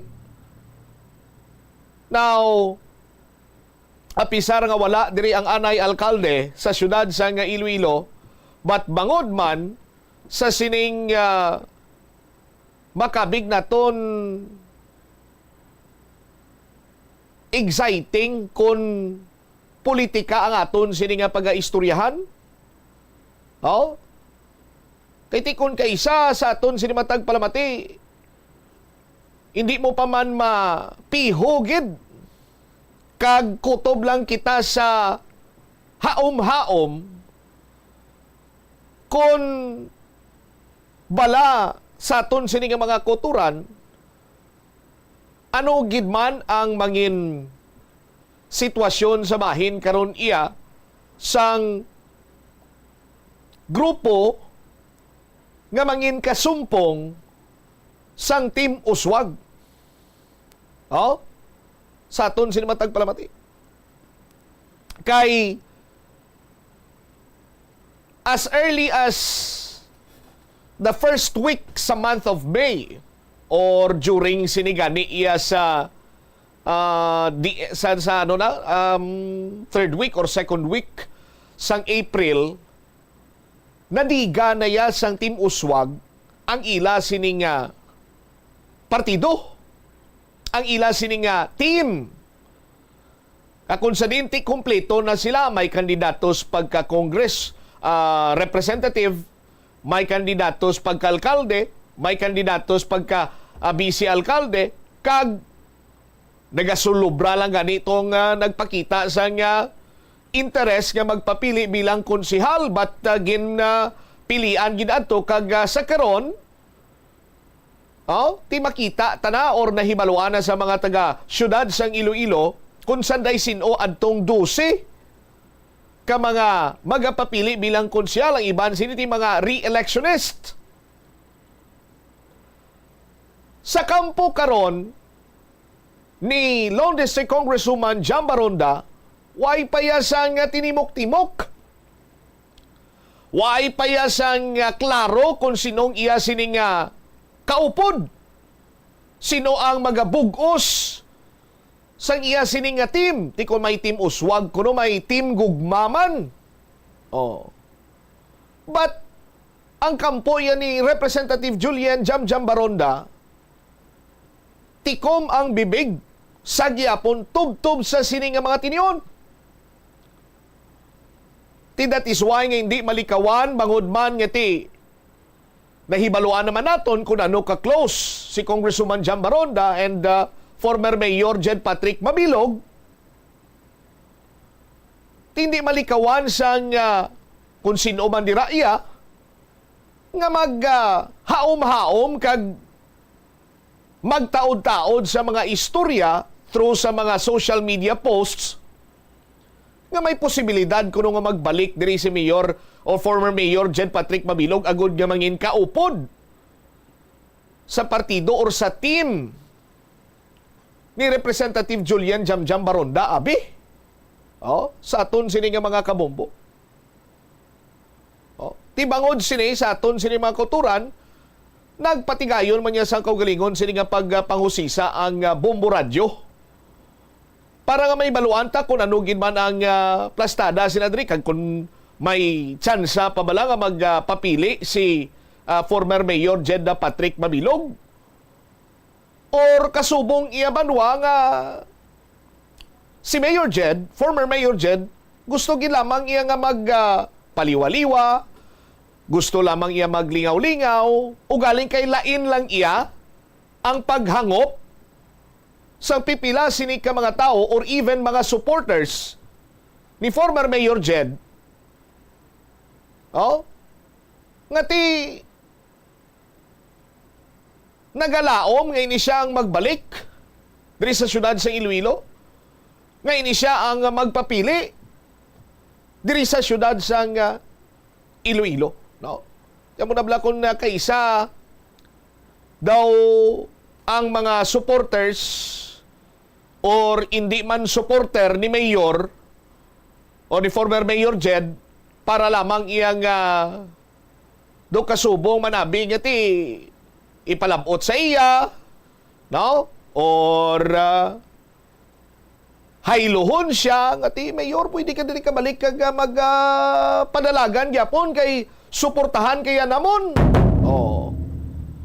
Tiya mo kuno inang beauty sang politics. Tanan-tanan na lang may posibilidad but kung kaisa may mga tao man iya nga ti kung masubrahan ka assuming ang iya sini iyang resulta ti fake news man doon mo sina sa aton sini nga mga kauturan, no? Ti baluon ta kay ang City Comelec Office nagpabutsyag, nag-confirmar diri nga deactivated na yung voters registration ni Mayor ni Mayor Jed Patrick Mabilog, former Mayor Mabilog. No? Kay sandig sa layi kung makaduha ka beses nga hindi ikaw makaboto, no? Correct me if I'm wrong, sa bisan ano lang nga eleksyon or presidential election bala, amuning kabangdanan kung nga nagaka-deactivate ang voters registration. So kung balik-balikan ta, that was 2016,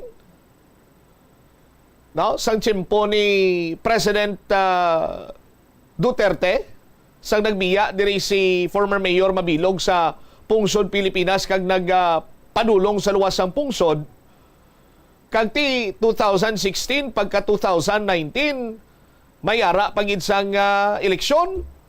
Pagka 2022 may eleksyon pagid. So duha na ka eleksyon nga wala iya magka boto, wala ma-exercise ni former Mayor Jed Patrick Mabilog ang iya sining kinamatarong sa pagbutar.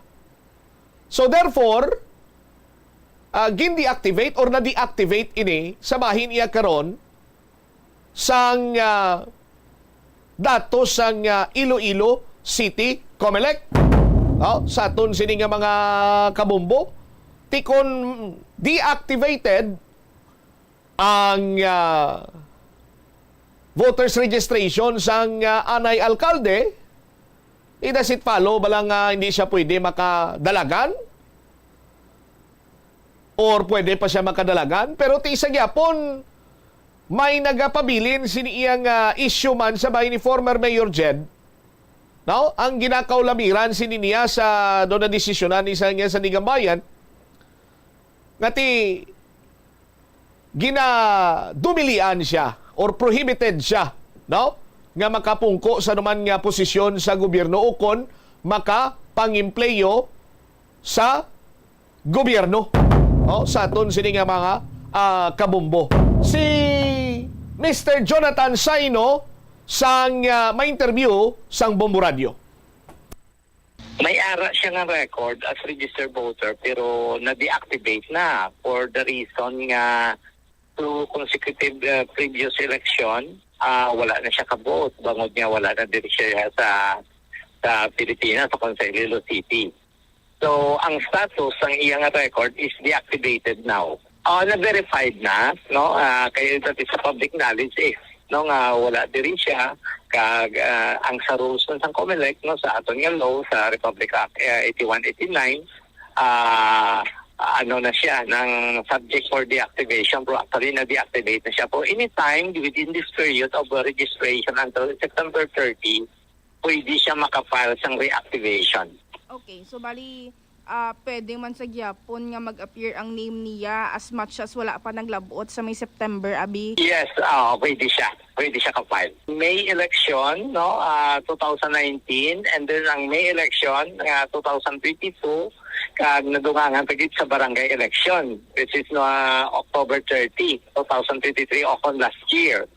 So it means ang kay former Mayor Mabilog, sir, kung mag-file siya dito sa US, mag-file siya sang iyabi nga reactivation via online, pwede gid. Pwede gid, no? Po ma-interview kita sina, no? May proseso ina, interviewon siya through messenger nga to determine nga siya gid personally ang nag-file. Okay. Pero ang other side be, sir, like magluwas kay Kwan, butang tabi, sir, may ara kita, sir, data nga may mga Marcoses di, sir, nga nagpa-register sa Iloilo City, sir? So far hindi pa naton ma-determine, no? Sa subong wala pa, no? Puti sa number na until September 30 this year pa ang aton period registration kag amo nang last day kag pwede sila maka-file sa program lang sang Comelec anywhere registration anywhere program. But silingon bisan dito sa Manila, no, pwede siya maka-file sang application for transfer of registration record kag i-forward na diri sa Iloilo City. Hindi kinahanglan nga personal nga magkadto di siya. Nabatian si Mr. Jonathan Saino sang Iloilo City Comelec office. With regards sa sining kung may mga Marcos naman diri nga nakaparehistro mutong sabat sang taga City Comelec nga wala pa sang information but with this program karon sang Comelec nga register anywhere pwede gid no? Pwede gid kung bisan diin kaya nga bahin sa pungsod Pilipinas, pwede kaya makaparehistro, pwede ikaw reactivate abi sang imo sining nga voters registration, pwede man ikaw iya nga makapatransfer sang imo sining nga voters registration. Sa aton sining nga mga kabumbo. Pero amo ni karon ang naging sentro man iya sang istorya, no? Ang makabig naton halangpon nga post ni former mayor Jed Patrick Mabilog nga kung sa ti siguro sa iya sini nga mga supporters sa sobra nga kahidlaw sa mga tao nga nagapati gyapon sa kay former mayor Mabilog nga ti ila sinigin assumer nga ano man mabalik si mayor ti kung mabalik siya suportahan siya amo sini amo santo, no?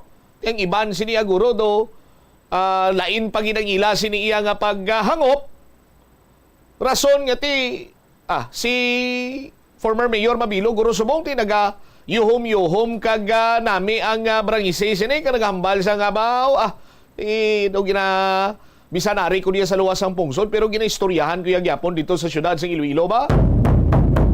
Sa aton sini nga mga kabumbo. Ti hasta pa man sa Setyembre ang voters registration, ang filing of certificate of candidacy do isa lang kasi mana October 1 to October 8.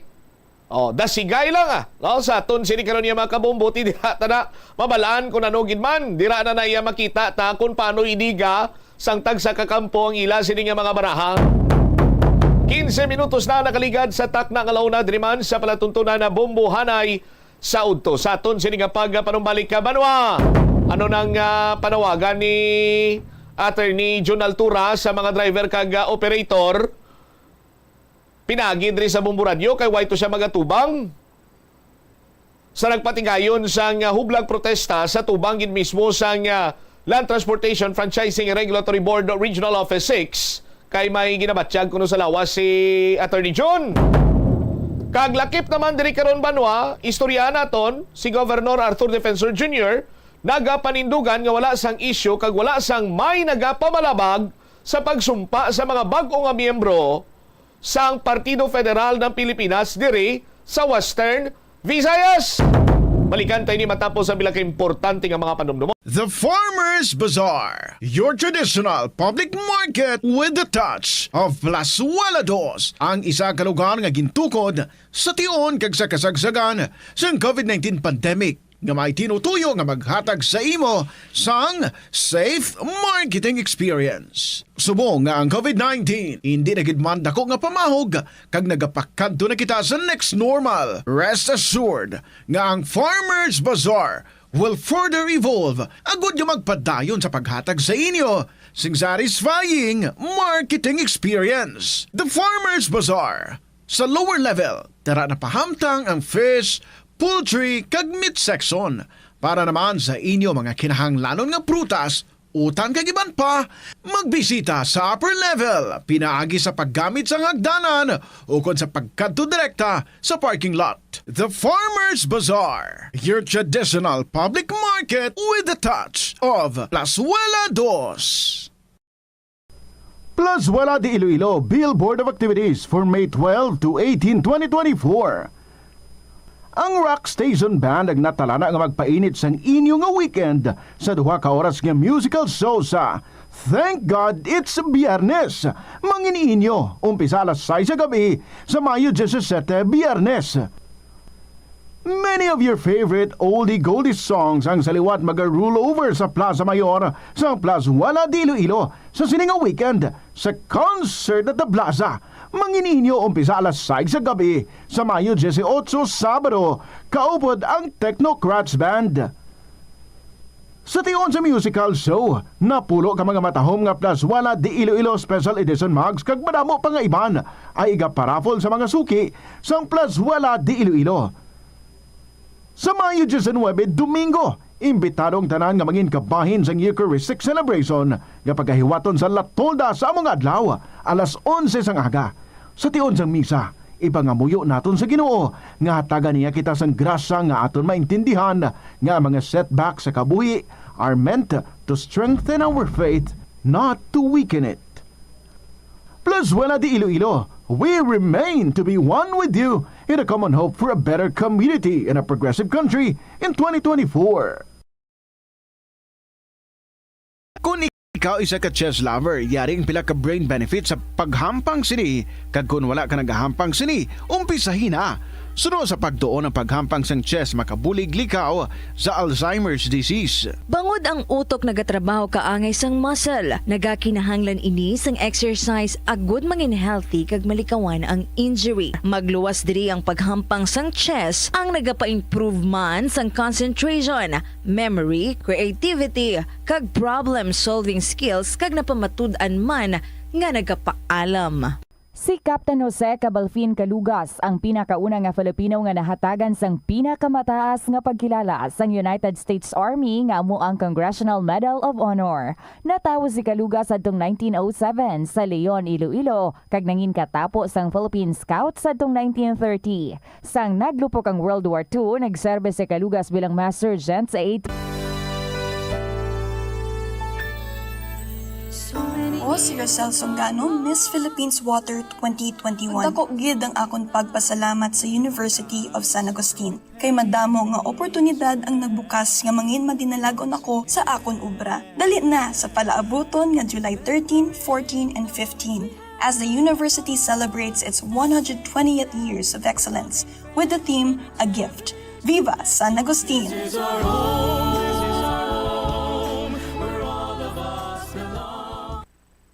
Ang cabbage o kundi repolyo masaming nga panakot sa aton mga linuto. Suno kay Vanessa Voltolina. Ang cabbage isa ka excellent source ng vitamin C nga importante para sa pag-maintain sang strong immune system. Ang glutamine isa ka amino acid sa cabbage, isa ka makusog nga anti-inflammatory agent nga nagabulig sa pagbuhin sang joint pain, arthritis kag allergies. Ang cabbage naga-contain sang vitamin K kag antioxidant nga anthocyanin nga naga-boost sang mental function kag concentration. Hindi pagbakanabua ang piso-piso mo nga natipon. Bisan madugay magdamo, iniamo ang mahimo nga emergency fund sa tion nga tuman mo na kakinahanglanon ng kwarta. Abi mo, amo man ini ang makabulig sa imo nga hindi na pag-ibutang ang imo kaugalingon sa risgo, kaangay sang pagpangutang nga may dako nga interest o kun pagpamroblema bangod hindi on time ang bayad sa imo nga bills. Ang imo man nga savings ang makapaligon sa imo nga saving security sa tion nga abi halimbawa madulaan ikaw sang obra. Ini nga pahanumdom ang ginadulong sa imo sang the #1 and most trusted radio network in the country, Bombo Radio Philippines. Basta Radio Bombo! Yari ang mga tips nga dapat mo tandaan agud nga mangin safe and healthy ang pagkaon sang imo nga pamilya. Dapat nga tabunan mo gid pirmi ang mga pagkaon nga yara sa lamesa o kung ara sa imo kusina agud malikawan nga kadtuan ini sa mga insekto nga mahimo magresulta sa microbiological contamination. Gilayon nga ihabuoy ang mga napanos na nga mga pagkaon o kung ang ginasuspetsahan mo nga malapit na lang mapanos nga pagkaon. Ang pag-reheat o kung pag-recook sa sining mga pagkaon ang hindi makabulig. Gina-advise man ang paggamit gid sang serving spoons agud nga malikawan ang cross-contamination sa mga tawo nga nag-share sa mga pagkaon. Pagi sa paggamit sang serving spoon, ang sino man nga miyembro sang pamilya nga nagkakuha sang porson sang pagkaon ang makalikaw nga makakontaminate sang pagkaon, ilabi na kung mayara sang miyembro nga nagamasakit. Ini nga pahanumdom ang ginadulong sa imo sang the #1 and most trusted radio network in the country, Bombo Radio Philippines. Basta Radio Bombo! Ang kasubo kag depresyon ang hindi pareho nga balatyagon. Ang depresyon ang hindi gulpiyada lang nga nagakatabo sa isa ka tawo. Masami man nga ginakabig sa mga tawo nga depressed ini bangod sa kasubo nga nagakabatyagan. Ang kasubo, temporaryo lang nga nagakabatyagan sang tawo kag masami nagadugay sang pilalang kaadlaw. Samtang, makabig naman nga nag-experience ikaw sang depresyon kung masobre na sa 3 ka bulan nga nagabatyag ikaw sang kasubo. Importante nga mahibaluan ang mga naga-trigger sa nga mga balatyagon, agud nga mahibaluan kung paano ini nga bulngon. Yari ang mga importante kag praktikal nga mga pamaagi agud makakinot sang tubig. Sa kusina, magamit sang yahong o kon labador sa paghugas sang mga ulutanon o kon prutas. Magdesignar sang baso o kon water bottle agud gamiton sa bilog nga adlaw agud indi magsigi panghugas sini kada matapos ang pag-inom. Kung aksidente nga may nahulog nga ice o kon yelo, indi ini pag-ihaboy. Sa baylo, ibutang ini sa mga masitera sang tanom. Kung may bilin man nga yelo o kung tubig sa baso nga ginimnan, tipunon ana ini sa balde agud ibunyag sa mga tanom antes hugasan. Si Anay Supreme Court Associate Justice Florence Dolendo Regalado sang Concepcion, Iloilo ang naghimo sang maragtas sa kasaysayan sang board exams sa Pilipinas. Siya ang nakakuha sang pinakamataas nga marka nga 96.7% sa Philippine Bar Examinations nga wala pa nalapawan tubtob subong.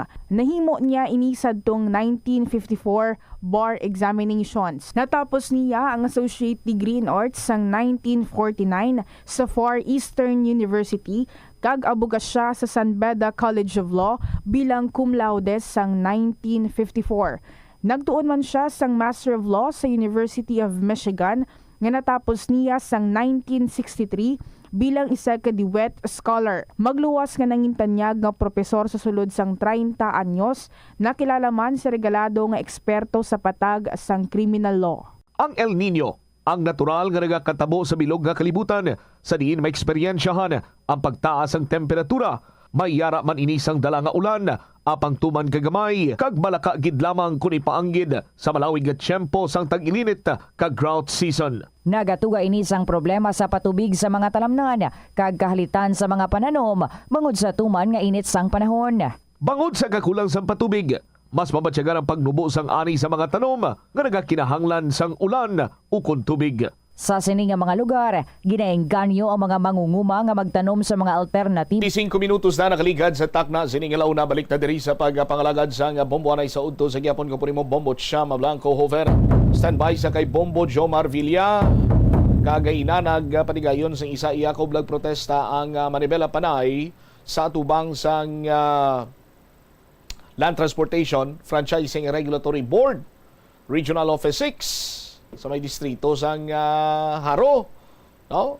May kantanan sa gyapon sa sining Public Utility Vehicle Modernization Program kag sa sining mga wala bala makapa-consolidate nga mga driver kag operator sa isa iya ka kooperatiba. Nagahulat-hulat sila kung tani nga magatubang si Attorney John Altura apang sa sandig sa pagpangusisa sa Bombo Radio. Si Attorney John may ginabatsyag pero nagpalabot man siya sang mensahe pinagi diri sa Bombo Radio. I-check tabi sa follow-up report ni Bombo Jomar Villa. Joms, sa report na please come in. Bombo Champ, kasubong uhaw sa tingog sang LTF RB6 ang grupo diri sang Manibela Panay nga nagpatigayon sa protesta no sa tubang mismo sang nasambit nga opisina diri sa may distrito sang Haro ang na-mention ganito nila nga ahulaton gid nila hasta maghapon mo hasta nga makagwa si Attorney John no sa opisina sang LTFRB6. Dala diri ang tagsa nila ka mga placards nga nagapanawagan sa gihapon sang mga sentimento diri no sang kausa sa mga jeepney drivers and operators diri sa bahin sang Panay. Ang isa diri sa ilang sining advokasya nga dapat extend ang ining franchise consolidation o kung natagaan anay sang kahigayunan ining mga jeepney driver nga magbiyahe diri sa may syudad sa Iloilo kay sa mahibaluan naton after sang April 30 nga deadline may 15 ka adlaw no nga liway di nagtakop na ning 15 ka adlaw Mayo 15 kahapon. After sina subong Mayo 16 na so ang iban sining driver why na nagbiyahe bangod sa sining pronouncement man sa central office nga after sang 15 days nga liway dakop na kay bakabig na ni kuno nga mga kolorom ining mga jeep no nga nagbiyahe diri nga way na kapaydalom sa franchise consolidation Bombo Champ.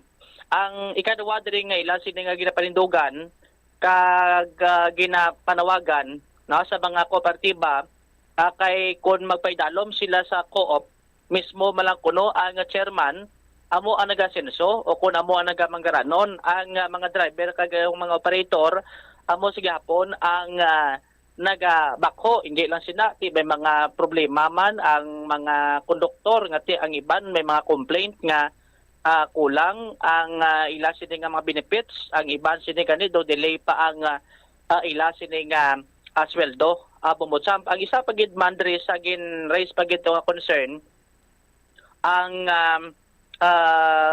isa diri sa problema nga kon mapaidalom sa consolidation ang ining mga jeepney driver ti gina-expect nila nga madamo sa problema ti sa normal lang siguro ang paminsaron nga kung may problema ti masigi ka pa ti mo nabla ang isa diri sa gin updan sa mga driver kag operator nga ipanawagan sa tubang sang opisina mismo sang LTFRB Region 6. Ari ang unang pahayag diri o kon sa pagpatigayon tok inasa nga pagpanawagan diri sa mga driver sa opisina sang LTFRB 6. So batita si Tammy Remeo, driver operator sang jeep.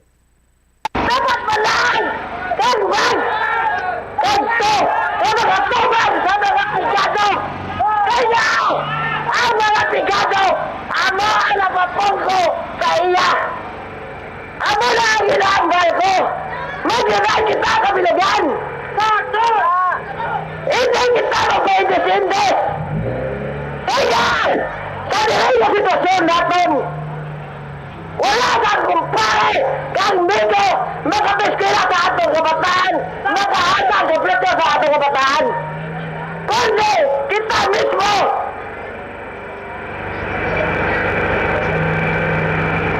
Damo-damo sa mga tao!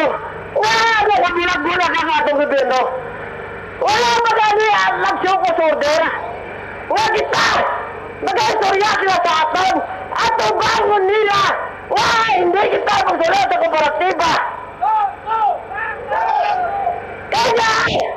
Ala na asinso! Kundi! Hindi! Para lang chairman na asinso! Matyagaan mo ang mga timadyo at sa nakabayang bisalan! Ay! Wala ka mo muna! Kami na mo! Ay mo operator ng driver! Allah kapita sa inyo!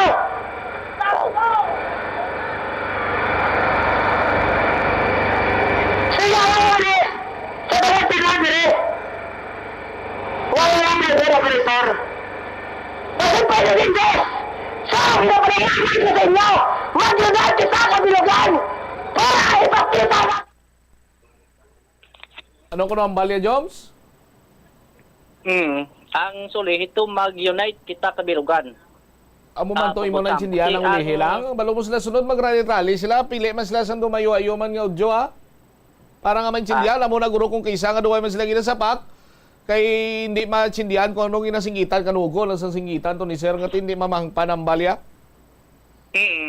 Siguro ti doon ang dalaman sa kakig babotsam ang ati abo doon nag-usubrahan ka mode bla ang overmode ang atingog abo ang ati dalaman sa tuman nga kainit siguro sa mga driver o operator. Ari pagid no ang napakigangutan nato ng chairman sang Manibela Panay sa persona diri ni Warren Jason Gangoso. Ang isa diri sa ila sining tuyo gid nga maistorya si Attorney John Altura ang officer in charge sa Land Transportation Franchising and Regulatory Board Region 6 pero as of mga 11 na to kinapas way gyapon nakatubang si Attorney John sa ila kay ti isa to sa ila sini nga mga palabot kun tani no nga concern kun bala no ang pronouncement sa LTFRB 6 kun bala mabiyahe o kun hindi ining mga jeep no diri sa may syudad o kun sa bahin sa Panay abi no kay isa diri kuno dapat anay nga makapapanaog sa SOCOS order ang LTFRB 6 para ti makuhaan man sang side bla ang mga driver o kun mga operator kung anong ilang siling rason kung nga away sila magpaidalom sa franchise consolidation bobotsam porte bangod sina dapat antes nga magkapapanaog sa SOCOS order ang LTFRB 6 so dapat makabiyahe ana ining mga jeep driver porte susubong naguntat na sila bangod sa pronouncement sa central office nga ti makabig na nga kolorom pero ti sa subong doon di pa kuno sila maklaruhan gid kung bala anong status mabiyahe o kung hindi adres sa syudad sang Iloilo. Aribla si Warren Jason Gangoso sa mga interview diri sa Bobo Radio. Unexpected din yet again preparahan gid man namon, wala kami naga fully I think na matabo yet nagpreparar. Ang kausa namon sa subong tungod sa pronouncement sa national chairman sang LTFRB nga sila manakop subong adlaw. Na supersede naman ang iyagin pronounce sa Abril 20 na sila na ay magadagdag sang show cause order para pasabton ang wala nag-consolidate himuon nila ang proseso nagakaangay sa layi. Pabatian nila ang rason sa aton operator kag driver kung ina balido. Yet tungod sa gin-pronounce nila, gindilapan na naman nila ang ila dupla. So nakita gid namon nga masakit ang ila ginahimo. Tungod nga pagabuhian ining amon hindi ni hampanganan nga pwede nila ihambal sa subong. Bawion nila pagkasunod adlaw. May mga kabataan kami nga ginapakaon. May mga tigulang kami nga ara sa ospital. May mga namatyan kami. Hindi namon ni kagustuhan. Yet kinanglano namon ni buod kay base dakop kami 50,000 inang multa. Ang ari amon di ginaduso sa LTFRB 6 tawo man sila. May pag-insindi, isa pa abogado sila. Balaan nila kung nagkakaangay or hindi. Ang pronouncement siyang ila national chairman. Taniging klaro man nila sa local media para balon man nga wala pa sila kadagdag sa show cause order bisan isa. Human consideration kung baga. Hindi gid mahimo. Hindi gid sila pwede ka announcement sa media tani sang gapon pa or ligad adlaw. Kinako nila nga wala pa sila ka issue show cause. Si Warren Jason Gangoso. So natiguan nato dre nga istorya no si LTFRB officer in charge Attorney Salvador John Altura bumutsam una ginhingyo to sa kun pwede ka maka-istorya sa to sa mga nagaplastar to sa gwa para ti matapos to masabat na tong palamangkutanon. Pero ti sunod kay Attorney John bumutsam gin palabot sila di paagi sa Bombo Radio nga may ara sa kunog na batsyag lawas kuno basi maglala kay sa grabe kunong epekto kay net amon to nga di sa mag atubag abi sa mga ara sa sagwa sa nga iya sini opisina kag lakip sini nga nagpangayo sa sang pasensya kag pagpangintindi sa mga driver and operator nga ara sa sagwa sa nga ila sini nga opisina adri karon bumutsam kag sa concern to nga way makapapanaog gid man sa show cause order kay sa subong gid na process pa lang no sa LTFRB 6 aning show cause agod gati mapalabot sa mga driver and operator kag makuhaan man sila sa ila sini nga sentimento diri karon bumutsam kag sa pamangkutanon to sa mga driver kag operator nga tingiban nagaduha-duha kuno kun magbiyahe o kun hindi. Tisuno sa natungdan intindihan nga man ang ang sitwasyon sa mga driver nga mawad-an sa obra bangod sa ila sini nga abi no nga sila nakapaydalom sa franchise consolidation sa ila sini tagsa ka mga unit ang isa to sa ginpoint ni attorney nga madula lamang ang pangdonduha kun batunon sa driver o kun operator matiway ma-consolidate ang ila sini nga unit kag kun makabiyahe sila di mahimo sila dakpon kun madakpan dra sa enforcement nga tiway naka-consolidate o kun expired na ang fransisa sa nga ining nasambit karon nga mga unit kagin patagyaman sa mga drivers kag operator nga intindihan man sa natungdan ang pangbuyan sa mga driver pero dapat kun intindihon man ang ining mga pasahero nga once magsakay sa ila alin sa pagsaka hasta nga makapanaog gati dapat mangin safe sila sa ila sa nga pagkatuan at the same time man manapulo nga basi kung may matabo nga disgrasya kag kulang sa mga dokumento ang jeep kag driver no basi kun mamukol pagid sa sining pagatubang sa mga violation sa ato sining otoridad. Aribla ang kabahin sang ginpagwa diri nga statement ni Attorney John sa bahin sa Bombo Radio. Una ginakasubo ko nga hindi ako agwa kag magtubang sa inyo bangod kay may ginabatyag ako sa lawas nga nga ginaibitar ko nga maglala. Kay da kamo sa initan, so pasensyahon nyo, hindi ko nakagwa sa inyo.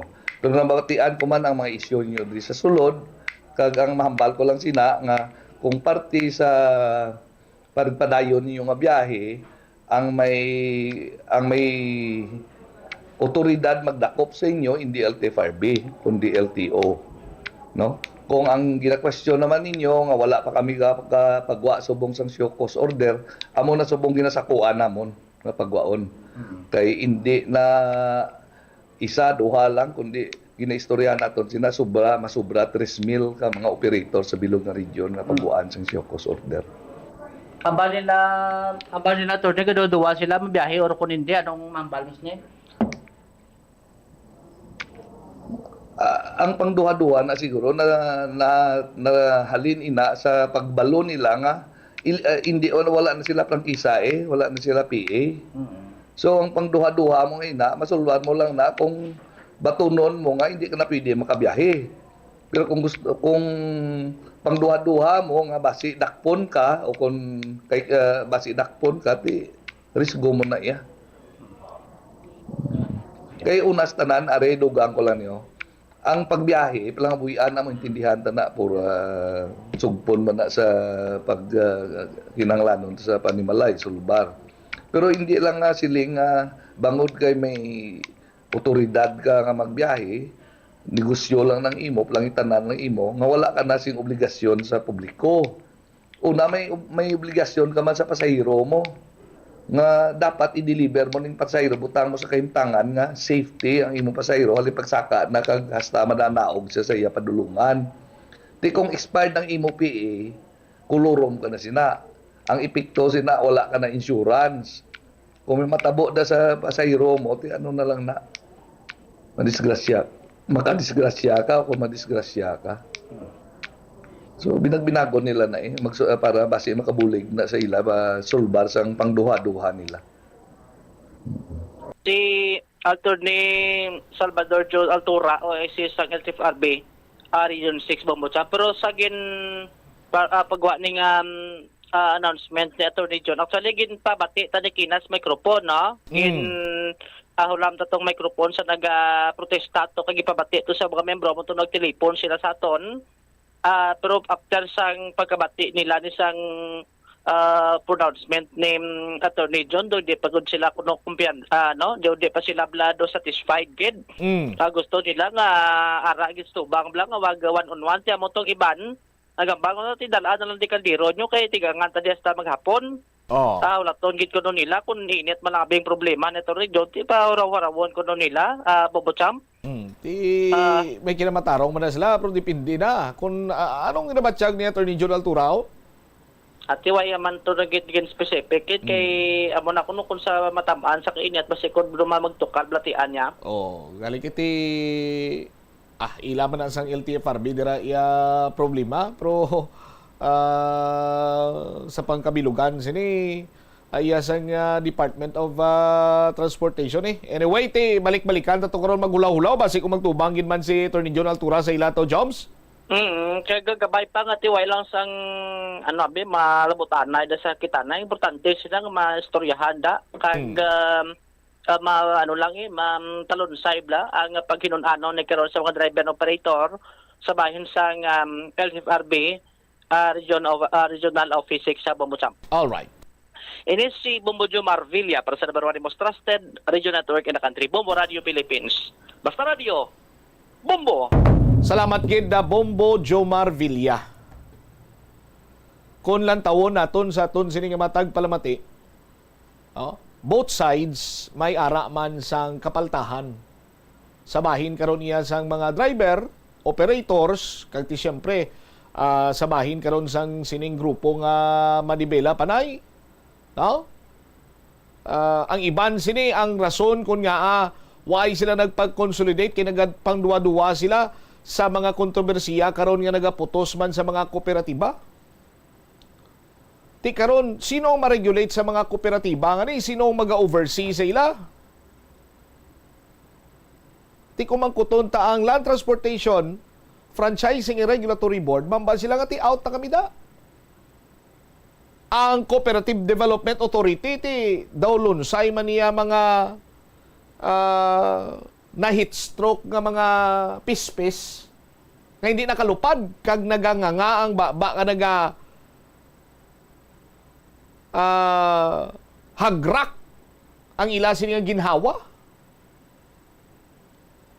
Oh?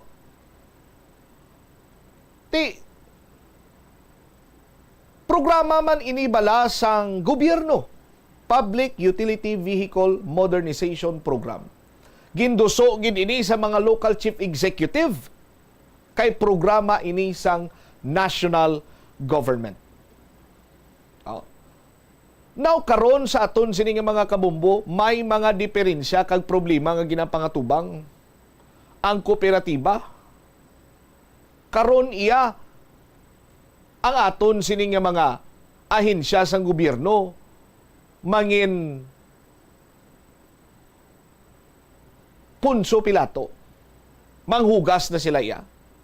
No? Ati, kung ang problema nila sa ila sini within sa kooperatiba nila, ati sila na lang na istorya na sulbaron niya nilay, why na kami di? Oh? That is why nga nagagamo.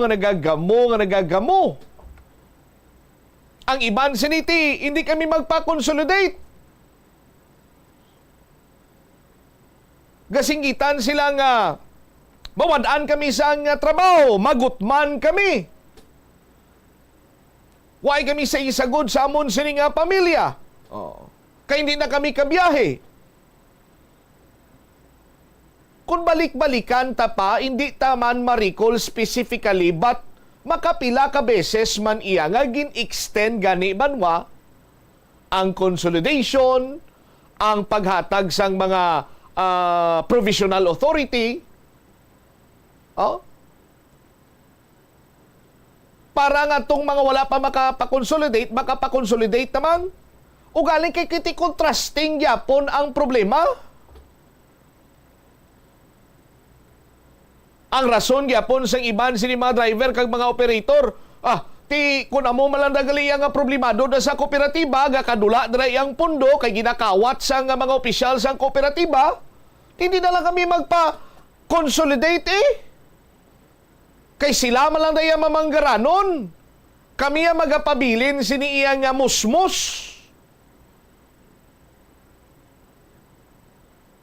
Oh. Ti kung tani patungan ini sang ahensya sang aton sini nga gobyerno, the Department of Transportation, ara dira ang Land Transportation Office, ara dira ang LTFRB. Sa bahin abi karon iya sang mga kooperatiba niti under sila sa Cooperative Development Authority. Ti kung patungan kung tani nila inibanwa, husayon iplastar sang maayo nga tanan sinimayara sa mga pagsulundan. Kumbaga bala may Biblia sila nga talamdan dira. Nga amuning Biblia sang amuning para sa kooperatiba sang transportasyon. Galing kay waay. Kung mayara man, waay ginsunod. Kung mayara man, wala ginimplementar. So, kayos karon ang gwa niya sinibanwa. Kay may sagihapon, nagasinggitan iya. Kaya hindi sila magpa-consolidate. Oh? Kay nakita nila nga maintunsis lamang mabutang sa waay. Kapuslanan. Kag mamirdihan pa sila pananglitan, magsulod sila sa kooperatiba nga hindi man maayo kag ginaputos man sang kontrobersiya. Oh. Ti dumapatay gini ang mga national agencies. Ginaduso gid ang pagdihon sang land transport o sang local public transport route plan so that iyang sibo sa mga template sang Public Utility Vehicle Modernization Program, so on and so forth. Anay kay naduso na, pinabayan na way na sila labot. Ti kay nakuha naman guro nilang ginalili kag ginateleskopyo sini nila iyang komisyon mo. sa aton sini makabumbo. Imbis kung tani nga bangod nga proyekto ini sang na programa ini sa national government, imbis kung tani nga direkta sini iya nga hatag sa nagakigo sini nga supervision o kung ma-oversee, mapasiguro nga transparent tanan kang hindi pag-intrahan sa nga kuratong,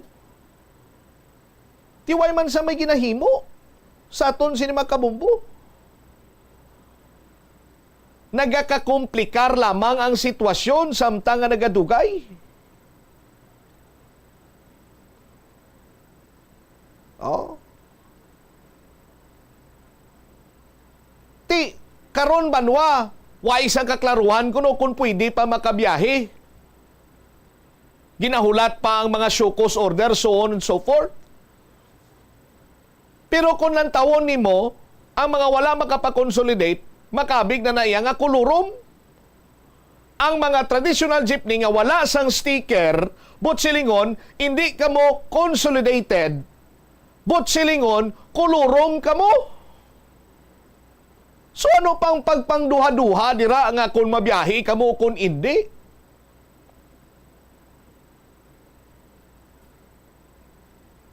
Sa punto naman iya nga ti, kung kulurom ka kag padayon ka nga magbiyahe dira, ti basi kung madisgrasya karon, way gidya sa nga lalagson si mo mga pasahero, iho di karbon niya oo. Kay sino na ya katong dananaw? Nga pasiguraduhon nga wala sang kulurom nga nagabiyahe, iya gyapon na hinsya sang gobyerno. Iya sang Land Transportation Office. So para mapasigurado nga wala sang kulurom nga nagabiyahe, so operate kasimple, di ba? Operate ang Land Transportation Office. Hindi tayo pag-isang at ang aton sini nga tinae nga balon nga ati sige kung grisgo nyo yung nga magbiyahe kamo dira kag may madisgrasya daw ay kamo sa ti hulaton ta pa nga may madisgrasya.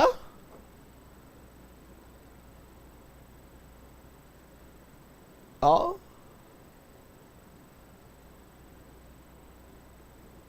Mga manami man kung tani ang programa, proyekto sa aton sini nga gobyerno.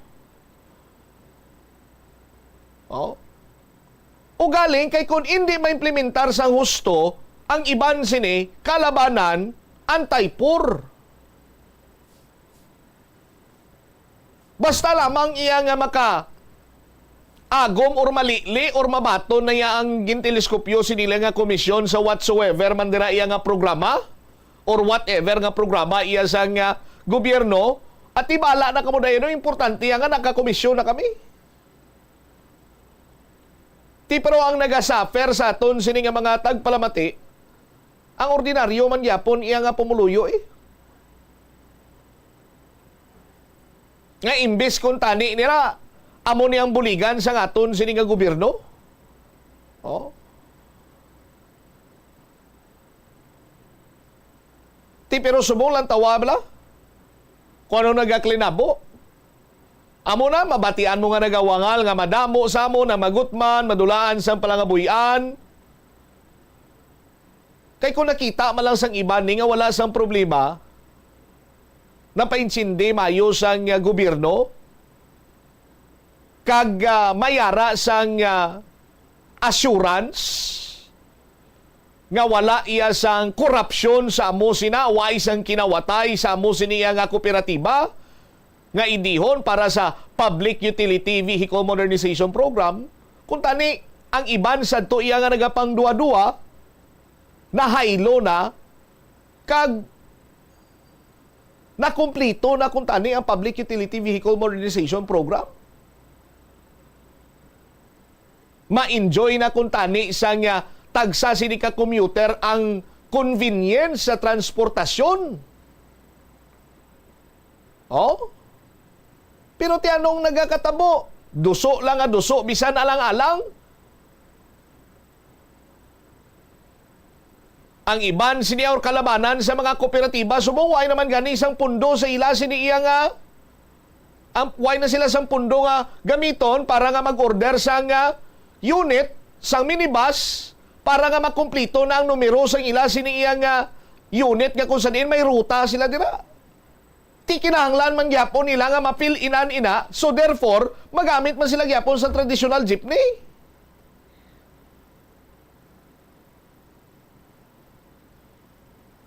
Hindi ba?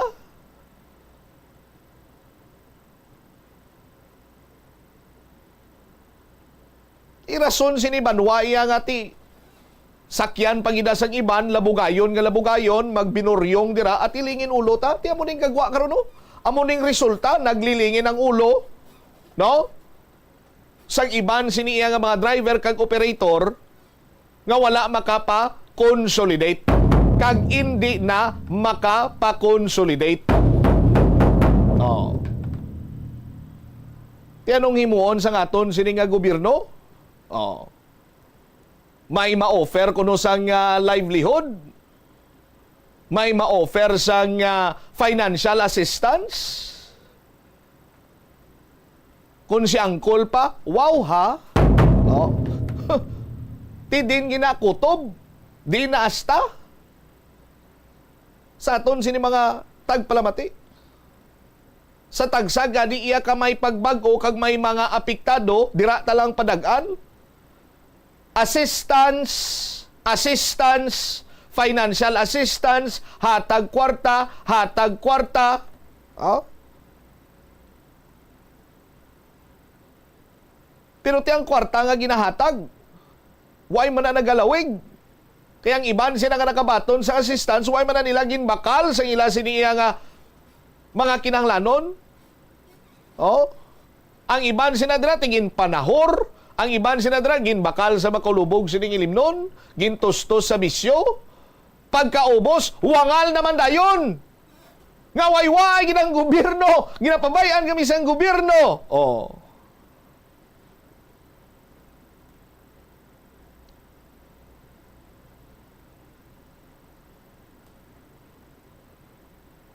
Di ko na mag-amo lang sina, psycho lang na iabanwa. Ang problema, magabalik-balik yapon. No? Waay isang katapusan, waay isang solusyon. Igod lang yapon sa kapigado ng mga pigado. Oh, pero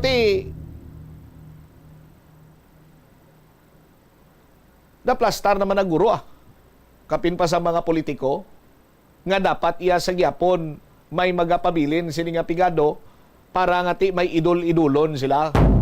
No? Sa aton sini matag palamati para kunwabi may ginabuligan sila.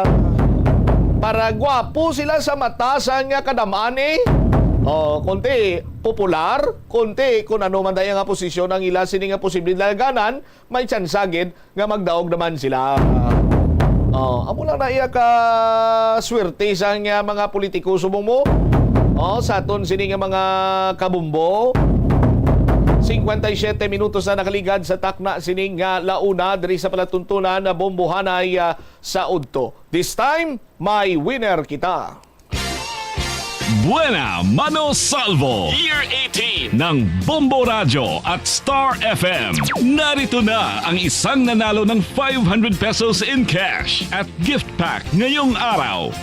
Ginaw yata naton ang pangalan diri sa winner sa 1-2 panaor sa Buena Mano Salvo Year 18 na promo daily draw. Sa aton sini nga mga kabombo, atensyon sa mga taga River Plains Subdivision sa distrito sang Haro, magagikan din aton sini nga winner. 53 anyos, siya sini nga proof of purchase Surf Powder Rose Fresh. Congratulations! Rosemary Odicta sang River Plains Subdivision, Haro. May proof of purchase nga Surf Powder Rose Fresh. Gilawag ikaw ni Bombo Cham. 59 minutos na kaligad sa takna sini nga launa. May 24 oras ikaw sa pag-claim sa imo sini nga premyo nga nagahulat na diri sa imo. 500 pesos cash plus 500 pesos kabalor sa nga gift pack ka nasulod sa Orocan sini nga balde. Saluat, congratulations! Rosemary Odicta sa River Plains Subdivision. May proof of purchase nga Surf Powder Rose Fresh. Aton sining daily draw, ginatambungan giniya sa aton sining FD representative para mapasiguro nga wala sa hukos-pukos, wala sang daya, no, kag lehitimo ang aton sining mga winner. FD representative nato nagtambong sa daily draw, amo si Ma'am Nika Pearl Zomil. Oras sa Bombo Radio, Iloilo, Philippine Standard Time, 59 minutos na ang nakaligad sa takna sini nga launa. May mga balita pagkikita kag impormasyon diri apang do alang-alang naging panugutan sa aton sini nga tiyempo. Padayon lang kamo sa upod sa pagpangalagad sa nga Bombo Radio Iloilo. Sarang kamo nga makalantaw live sa Facebook Live sa nga Bombo Radio Iloilo 837 kHz sa inyo Cinema Radio dial sa aton sini nga YouTube channel. May ara makita dira Bombo Radio Iloilo kag subong man sa aton iyang Bombo mobile app saranggid kamo makapamati, makaupod sa pagpalayag, pagpangalagad sang Bombo Radio Iloilo. Standby na sa kahapon lamang program, kaupo naman sa kay Tita Regine. Ini si Bombo Chama Blanco Vergabilin sa imo sa mananay nga hapon. May God bless us all. Para sa the number one and most trusted radio network in the country, ang Bombo Radio Philippines. Basta Radio, Bombo, Oras The Farmer's Bazaar, your traditional public market with the touch of Plazuela Dos, ang isa ka lugar nga gintukod sa tion kag sa kasagsagan sa COVID-19 pandemic nga may tinutuyo nga maghatag sa imo sang safe marketing experience. Subong nga ang COVID-19 hindi na gid man dako nga pamahog kag nagapakadto na kita sa next normal. Rest assured nga ang Farmer's Bazaar will further evolve agud yung magpadayon sa paghatag sa inyo sing satisfying marketing experience. The Farmer's Bazaar. Sa lower level, tara na pahamtang ang fish, poultry, kag meat section. Para naman sa inyo mga kinahanglanon nga prutas, utang kag iban pa, magbisita sa upper level, pinaagi sa paggamit sa hagdanan o kon sa pagkadto direkta sa parking lot. The Farmer's Bazaar, your traditional public market with the touch of Plazuela Dos. Plazuela de Iloilo Billboard of Activities for May 12 to 18, 2024. Ang Rock Station Band ang natalana nga magpainit sang inyo nga weekend sa duha ka oras nga musical show sa Thank God It's Biyernes. Mangini inyo, umpisa alas 6 sa gabi sa Mayo 17, Biyernes. Many of your favorite oldie-goldie songs ang saliwat mag-rule over sa Plaza Mayor sa Plazuela de Iloilo sa sininga weekend sa Concert at the Plaza. Mangininyo umpisa alas 6 sa gabi sa Mayo 18, Sabado, kaupod ang Technocrats Band. Sa tion sa musical show, napulo ka mga matahom nga Plazuela de Iloilo Special Edition mugs kag madamo pa nga iban ay igaparafol sa mga suki sa Plazuela de Iloilo. Sa Mayo 19, Domingo, imbitadong tanan nga mangin kabahin sa Eucharistic Celebration nga pagkahiwaton sa Latolda sa among adlaw alas 11 sang aga. Sa tion sang misa, ipangamuyo naton sa Ginoo nga hatagan niya kita sang grasya nga aton maintindihan nga mga setbacks sa kabuhi are meant to strengthen our faith, not to weaken it. Plazuela de Iloilo, we remain to be one with you in a common hope for a better community and a progressive country in 2024.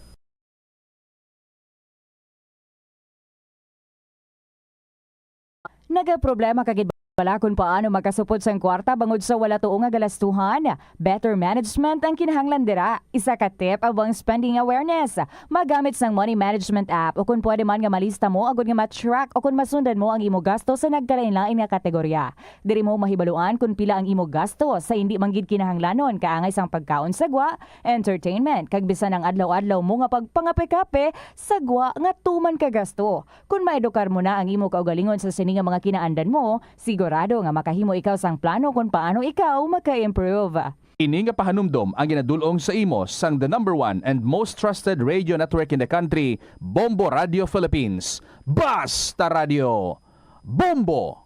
Sa patatas, masami ginahaboy na lang nato ng panit. Suno kay Dr. Cynthia Sass, isa ka nutritionist, ang panit sang patatas sa makabulig sa increased potassium intake. Ang potato skins nagaprovide man sang source sang iron nga isa ka essential mineral nga ang primary function nagalakip sang pagsuporta sang red blood cell function. Ini nga cells nagakontain sang dako nga amount sang hemoglobin, ang protein nga nagabind sa oxygen halin sa ginahaklo ang hangin kag ginadala ang oxygen sa bilog nga lawas. Ang pinakaunang nga department store sa Pilipinas, ginbuksan sa Iloilo sa 1877.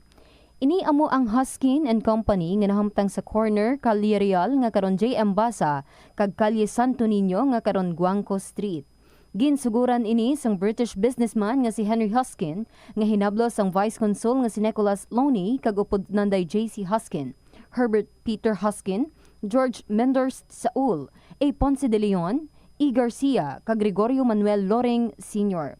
Nagbaligya sang magkatuhay nga produkto kaangay sang groceries, hardware, stationery, mga hampanganan, alahas kag iban pa. Hindi lamang sa genes o kung tugas ang katigulangon ang rason sang hair loss o kung pagkaunot sang buhok. Natukiban sang health expert sa South Korea nga ang hair loss ang tuga sang environmental factors. Sa bugos nga kalibutan, nagalabot sa 4.2 million ang nagakapatay bangod sa outdoor air pollution suno sa World Health Organization. Mas sobra 90% sang populasyon sa kalibutan ang nagaistar sa populated areas sa diin ang heart attacks, aggravated asthma, irregular heartbeat kag poorer lung function ang pila lamang sa epekto sang air pollution.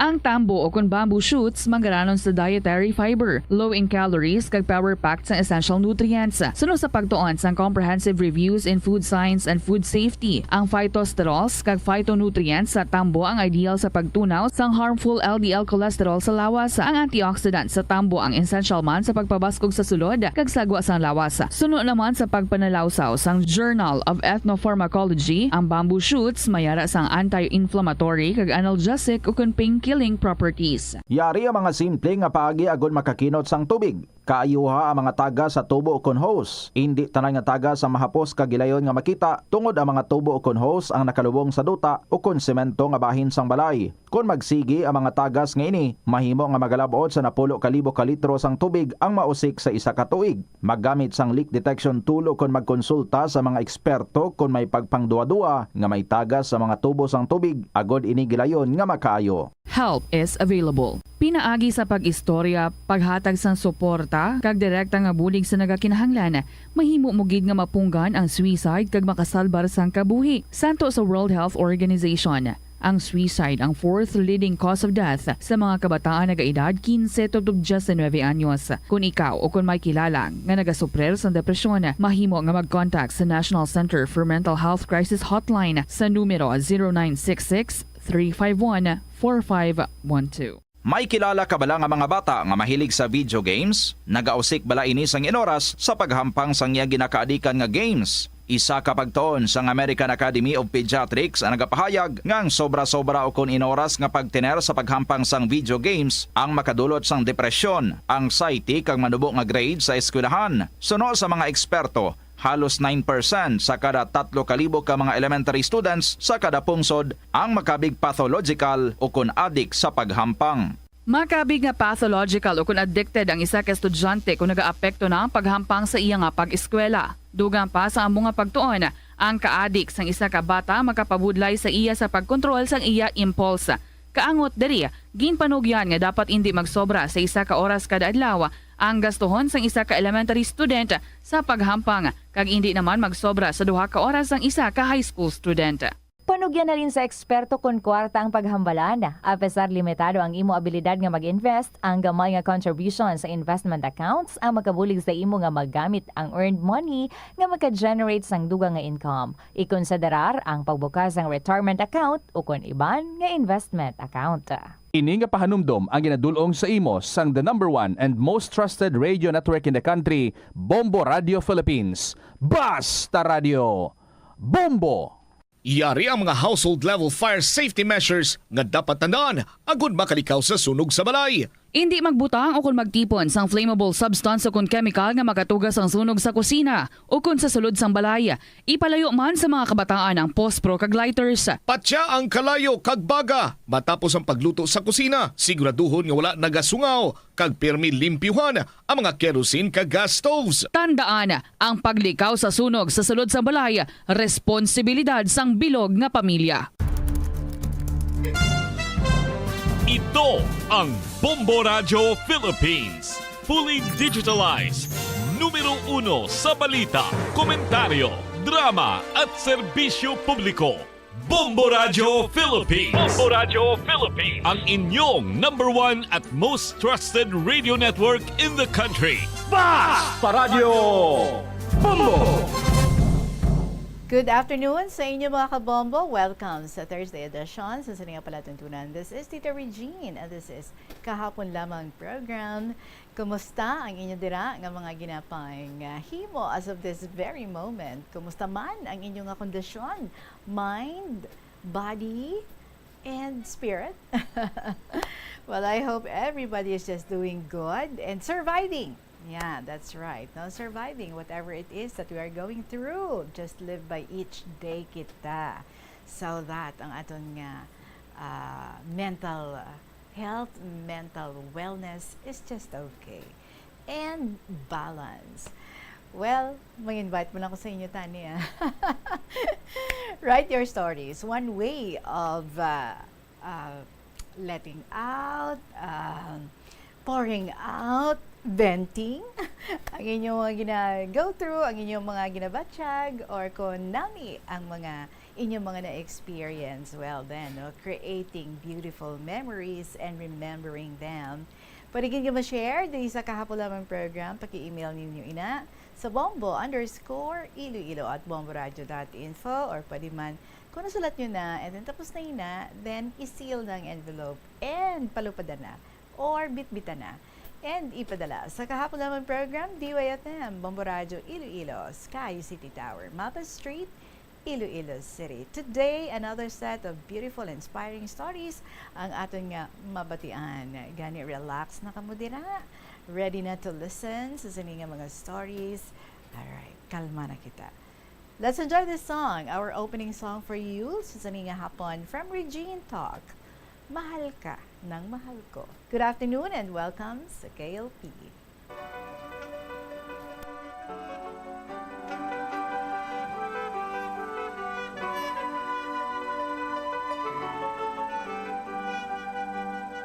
Sinta, kumusta ka na? Matagal na rin tayong tinagkikita. Sinta, ba't ka nawala? Nawala bigla na parang wala. Balang araw tayo makikita muli, tatandaan ng bawat sandali.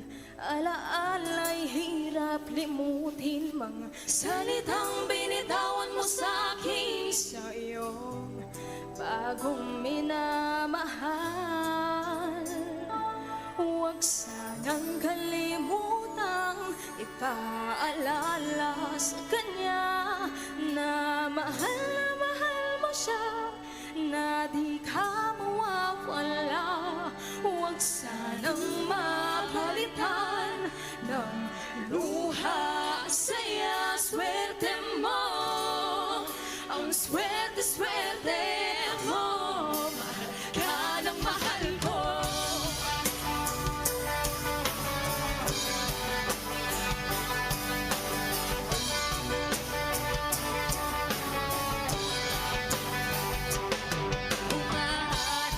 Sana'y mapabigyan ng isa pang pagkakataon. Isang segundo, isang minuto, isang segundo, isang minuto. Tingkil ang panahon na di balik ang ating kahapon. Alaala'y hirap limutin, mga salitang binitawan mo sa'kin, sa'yo bagong minamahal. Huwag sa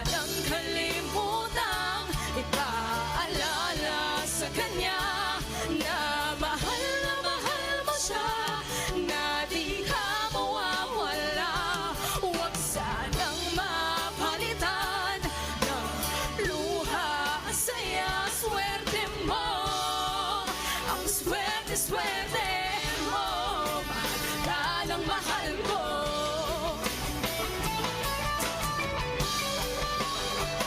Bakit ba? Bakit ba? Humanap ng iba.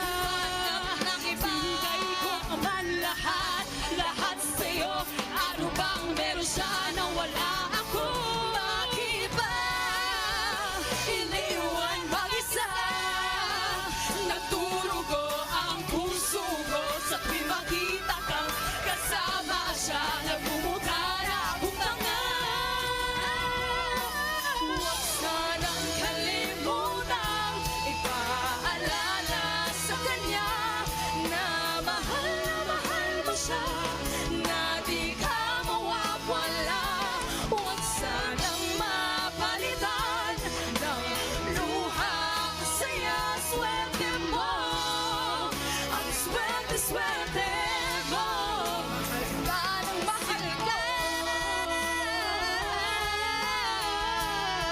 Mahal ka ng mahal ko.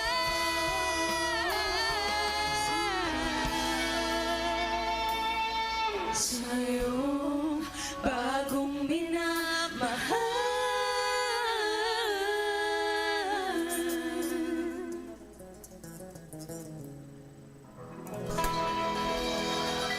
What a beautiful blending of voices, and they're equally pretty. Regine Talk and Company.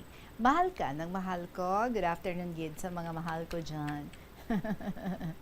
Subong mahal man ng bugas. Anyway, ari nato nga first story para sa sininga hapon from Sacrifices Mothers ang 3rd District of Iloilo. Hindi lang yung sacrifice, no? Kundi sacrifices. Gidya. Sige, dear Tita Regine.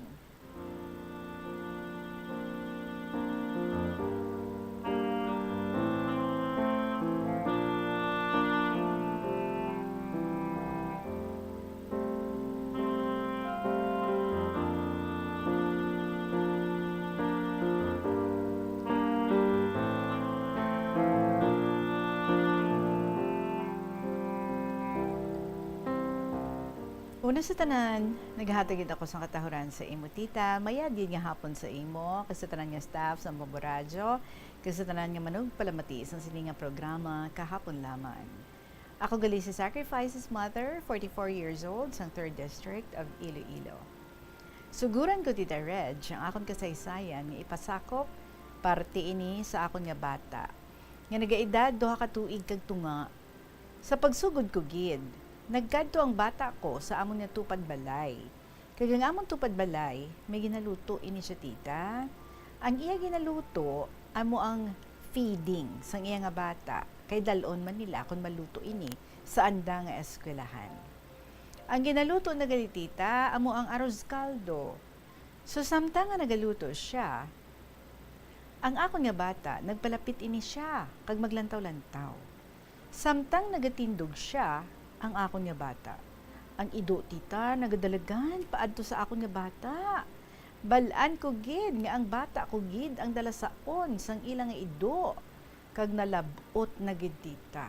Kag gintaklasan siya sang ido, kag iya inigin kagat. Ay abaw, tita. Sa iya pangadulunggan ang kagat sang ido. Pagkagat sang ido sa bata ko, ginlantaw ko kag sang amon tupad balay nga tag-iya man sang ido. Ang pagkagat sang ido sa bata ko, naglapos gid sa idulunggan, nagtuon gid sa talakdan sang aritos, naglapos gid, Tita Reg, ang pagkagat sang ido. Daw pwede mo gid takdan sang aritos. Pagtapos sina, nagsala-sala na naman ako kag ang tag-iya man sang ido. Wala pa daan kwarta.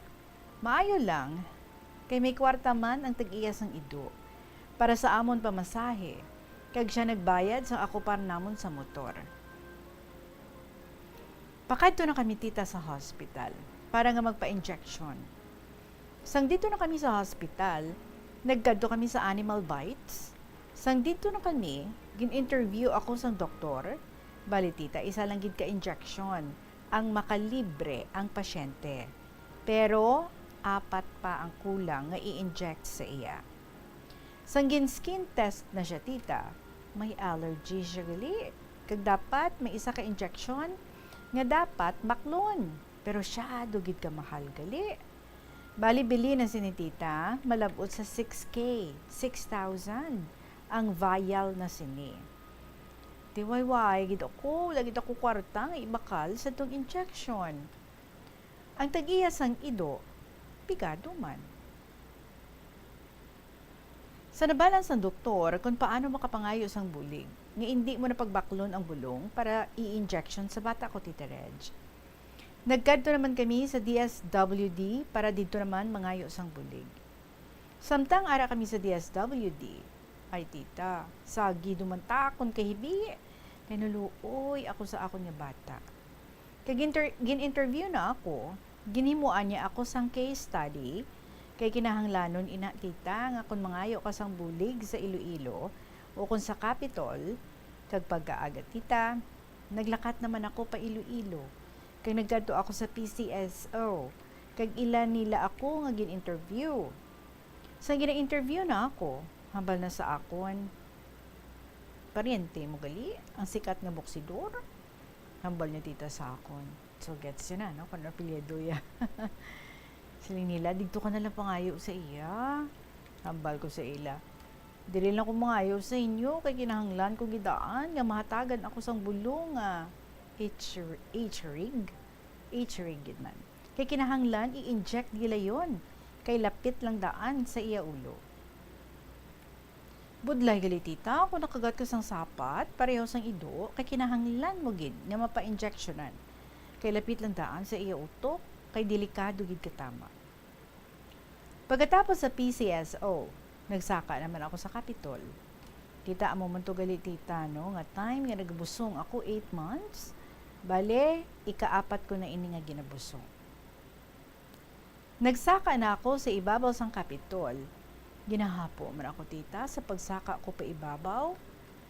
Sang didto naman ako sa ibabaw, sa area kung diin ang nagapang interview, kung ikaw may problema financial. So sang dito na ako na turn para ako interviewon, nagsaki, dumantakon kahibi. To hindi ko gid mapunggan ang paghibi, kay dumduman ko duman ang akon nga bata. Siling ko, ma'am, pwede ko kapangayo bulig, ma'am? O sige, madyapon ang akong hibi. Di ba mo, Tita Reg, tama, gidya katapok luha ko. Kapin pa, kung ilan na ako ginapamangkot. Di timing, sa gina-interview nila ako, oras na sang ilang nga pamahaw. Sang sini mga employees. Kagang ila pamahaw, ginataga nila ako, kay naluoy sila sa akon. Kagtapos ang interview sa akon, nagpanaog duman ako, kag para sa pagpapirma sang yadto, nga para makapangayo ka sang bulig sa ila tita financial. Kag nakabaton gid man ako. At last, Tita Reg, kag dito man Japon ako nakapangayo sang bulong, kay ti isa lang sila kung maghatag. Maagi ka man sa Capitol, kay sila man gali ga-provide si ni tita. Tama ka, mahal, sang sini nga bulong. Malapit 6,000 pesos gid bala tita. Tigin baklan ko pa sang Coleman para dito ibutang, kay hindi pwede nga bitbiton mo lang. Tigin hanglan ibutang mo gid sa sira nga suludlan. Tiyang bili pa sang bakal ko 150 pesos pa tita. So pagkaaga, nagkadto naman kami sa bata ko, kag didto nagpa-inject naman kami. Ang nakuha ko nga bulong, ginhatag sa akon nga tama ka mahal. Didto magin-inject sa iya talinga, naging kagat sang ido. Kaya nagpasalamat gid ako tita sa Ginoo nga wala man niya ako ginpabayan. Gin-provide naman sa akon ang akon nga kinahanglan nga bulong. Tita, bisan pa sa paagi nga bisan ginpangayuan lang, pero natigayon nga mahatag sa akon tita kag nakompleto gid man ang tanan nga injections. Nagligid pa gid ang mga tinuig. Tita, dako na ini siya. Ang edad na siguro mga 13 anyos na siya. So nagakaon sini siya or nagakaon din siya one time. Ti ang kuring namon nagatanga-tanga sa iya nga nagakaon siya tita. Kay tigitagaan siya sang fried chicken sang iya nga magulang. So samtang ang kuring ara sa iya nga tubang, hinali lang inigin sipa tita Reg. Bo pag sipa na sang kuring, nag-agigid ang unto sang kuring. May tinanggang nga ang kuringgid. Kag nagdulot kid ang iya nga unto duman. Tingin dala ko duman sa ospital, tita. Pagkadto ko dito, wala na sang libre nga bulong. Baklon nyo gid, tita. Kaging grupo-grupo kami, para ang isa ka vial sang bulong, amon nga amut-amutan. Kaya ang bilis ang bulong, mga 2,400 pesos man, tita. Ang problema naman, ang kwarta. Timayo lang, tita, may parte ako nga humay sa ako nga bugto. So dito, kagintawgan ko duman ang magulang ko para nga mapakilo humay, tita. So nagligid pagid nga tinuig nga lapit fiesta sa amon. Nagabulig-bulig siya sa amon tupad balay para nga magbulig ka mga hilimuson sa ilang nga balay. Ang bata ko nga ini, sa gilabay-labay, sa gilid balay, sang iya nga ginabuligan nga tagbalay.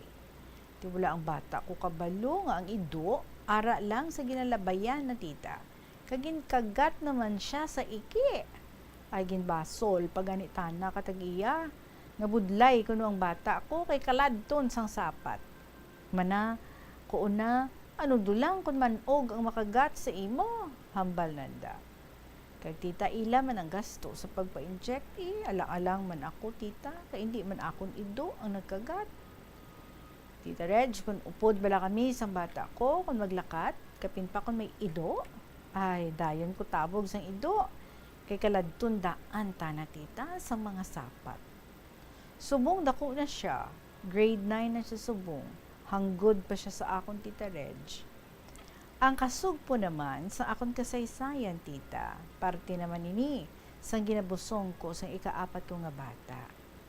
Tuig 2011, or correct, 2011, 2011, combine ko na English kagiligay nun.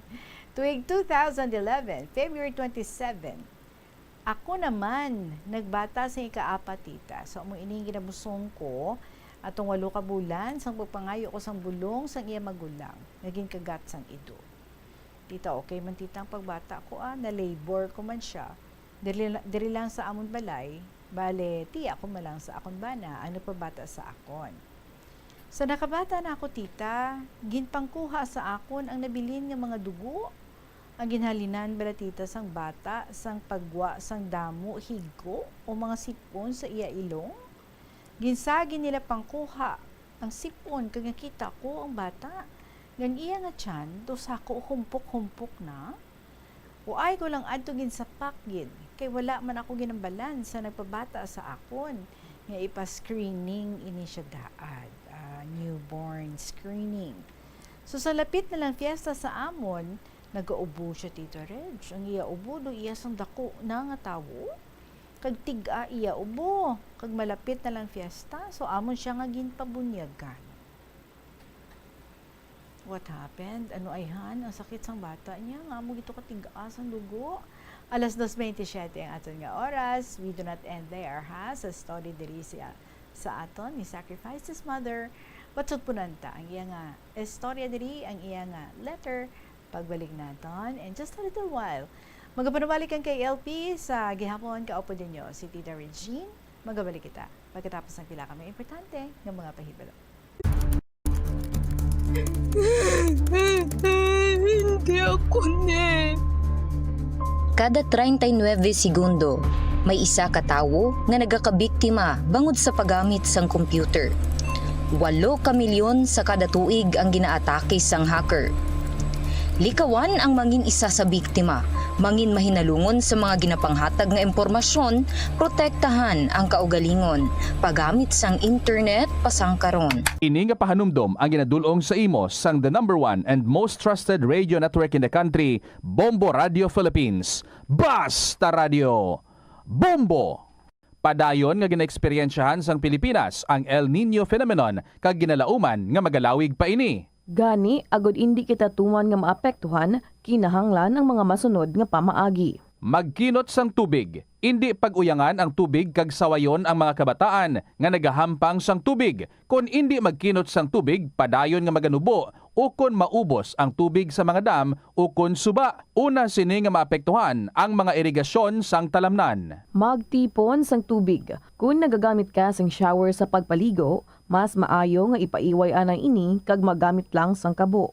Ini bangod mas madamo ang makonsumo nga tubig kung nagagamit sang shower. Dapat man nga magamit sang baso kung ikaw ang nagapanipilyo, bangod kun ka isa, ang iban nga tawo nagagamit na lang sang gripo, samtang sige-sige ang patubod sang tubig. Ini nga pahanumdom ang ginadulong sa imo sang the #1 and most trusted radio network in the country, Bombo Radio Philippines. Basta Radio! Bombo! Nagaproblema ka man wala sa pagtuon kung suspendido ang face-to-face classes bugod sang tuman ka init nga tiyempo? Paano ka bala epektibo nga makatuon? Bisan wala ikaw sa eskwelahan. Kinahanglan gid nga hibaluon mo kung saan ikaw pinakaproduktibo kung magtuon. Inibangod iban sa mga estudyante, mas epektibo ang pagtuon kun sa gabi, samtang ang iba naman ang mas produktibo kun adlaw. Hindi pagpilita ang imo kaugalingon nga magtuon kung feeling mo nagapalangluya ang imo brain power. Pili agid ang tion nga alerto ikaw para sigurado nga maproseso sang imo utok kag hindi makalimtan ang imo ginabasa, ginasulat o kun ginapamatian. Ini nga pahanumdom ang ginadulong sa imo sang the #1 and most trusted radio network in the country, Bombo Radio Philippines. Basta Radio! Bombo! Sa pagbugtaw mo sa aga, cold baladayon nga tubig ang imo ginainom? Ay, dali lang, wait a minute. Para sa ininit. Suno kay Dr. Deborah Weatherspoon, isa ka advanced practice nurse, mas maayo nga mag-inom sang alabaab nga tubig sa aga. Paathag ni Weatherspoon, iniya nagabulig sa lawas nga magpagwa sang toxins kag naga-improve sang imo blood circulation. Sa mga babayi, ang pag-inom sang alabaab nga tubig ay nagabulig man kung ikaw nagasuprer sang period cramps. Ang pertussis ang isa ka makalalaton kag makamamatay nga balatian ilabi na sa mga lapsag. Nagalaptang bakterya pinaagi sa paginhawa, pag-ubo kag pagpangatsi sang tawo nga may pertussis o kun whooping cough. Ang mga sintomas ni ang nagaumpisa sa sipon, ubo kag hilanat kag nagalala ang ubo sa sulod sang isa tubtub duha ka semana. Gani kung nagabatyag ikaw, imo bata o kun himata sa nasambit nga mga sintomas, gilayon nga magpakonsulta sa doktor. Siguraduhon man nga mabakunahan ang inyo nga mga chikiting. Ang Iloilo ang pinakaunang nga syudad sa luwas sang Manila nga nakaangkon sang direct shipping lines padulong sa iban nga mga pungsod. Halin sang 1855, nagaserbe na ang Port of Iloilo nga alagyan sang mga international shipping lines nga halin kag padulong sa Australia, Hong Kong, China, Singapore, Europe kag Amerika. September 29, 1855, sang ginbuksan ni Queen Isabella II sang Spain ang Port of Iloilo para sa international market. Mas nangin mahapos pagid ang trade sa tunga sang Iloilo kag Europe, ilabi na sa United Kingdom.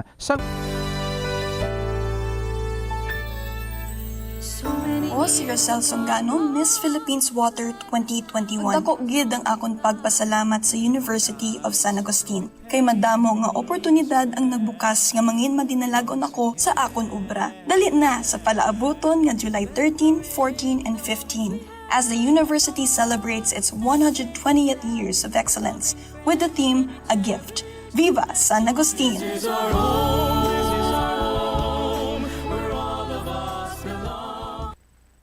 Ang Ilonggo nga si Eugenio Eugene Torre amo ang una nga Filipino nga nakaangkon sang titulo nga chess grandmaster matapos siya ang nagdaog sang silver medal sa ginhiwat nga 21st Chess Olympiad sa Nice, France sang 1974.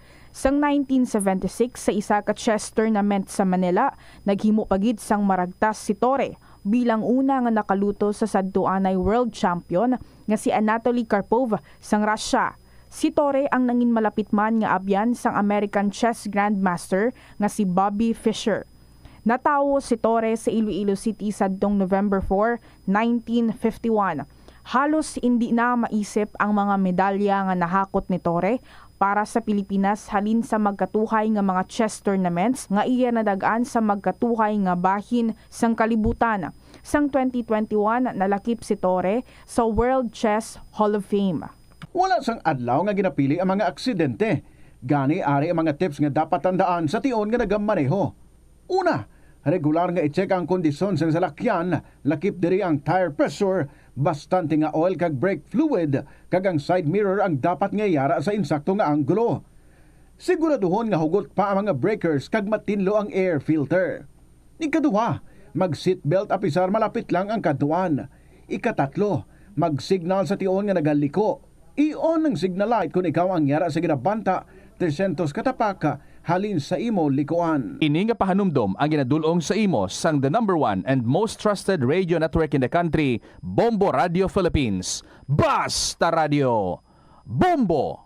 Hindi man malain ang mag-loan, ilabi na kun major ang imo balaklon. Kaangay abis ang balay o kon salakyan nga kinahanglanon mo gid. Apang panugyan bala sa mga eksperto, kun dako gid ang imo baklon, ang cash gihapon ang best, safest kag cheapest nga option.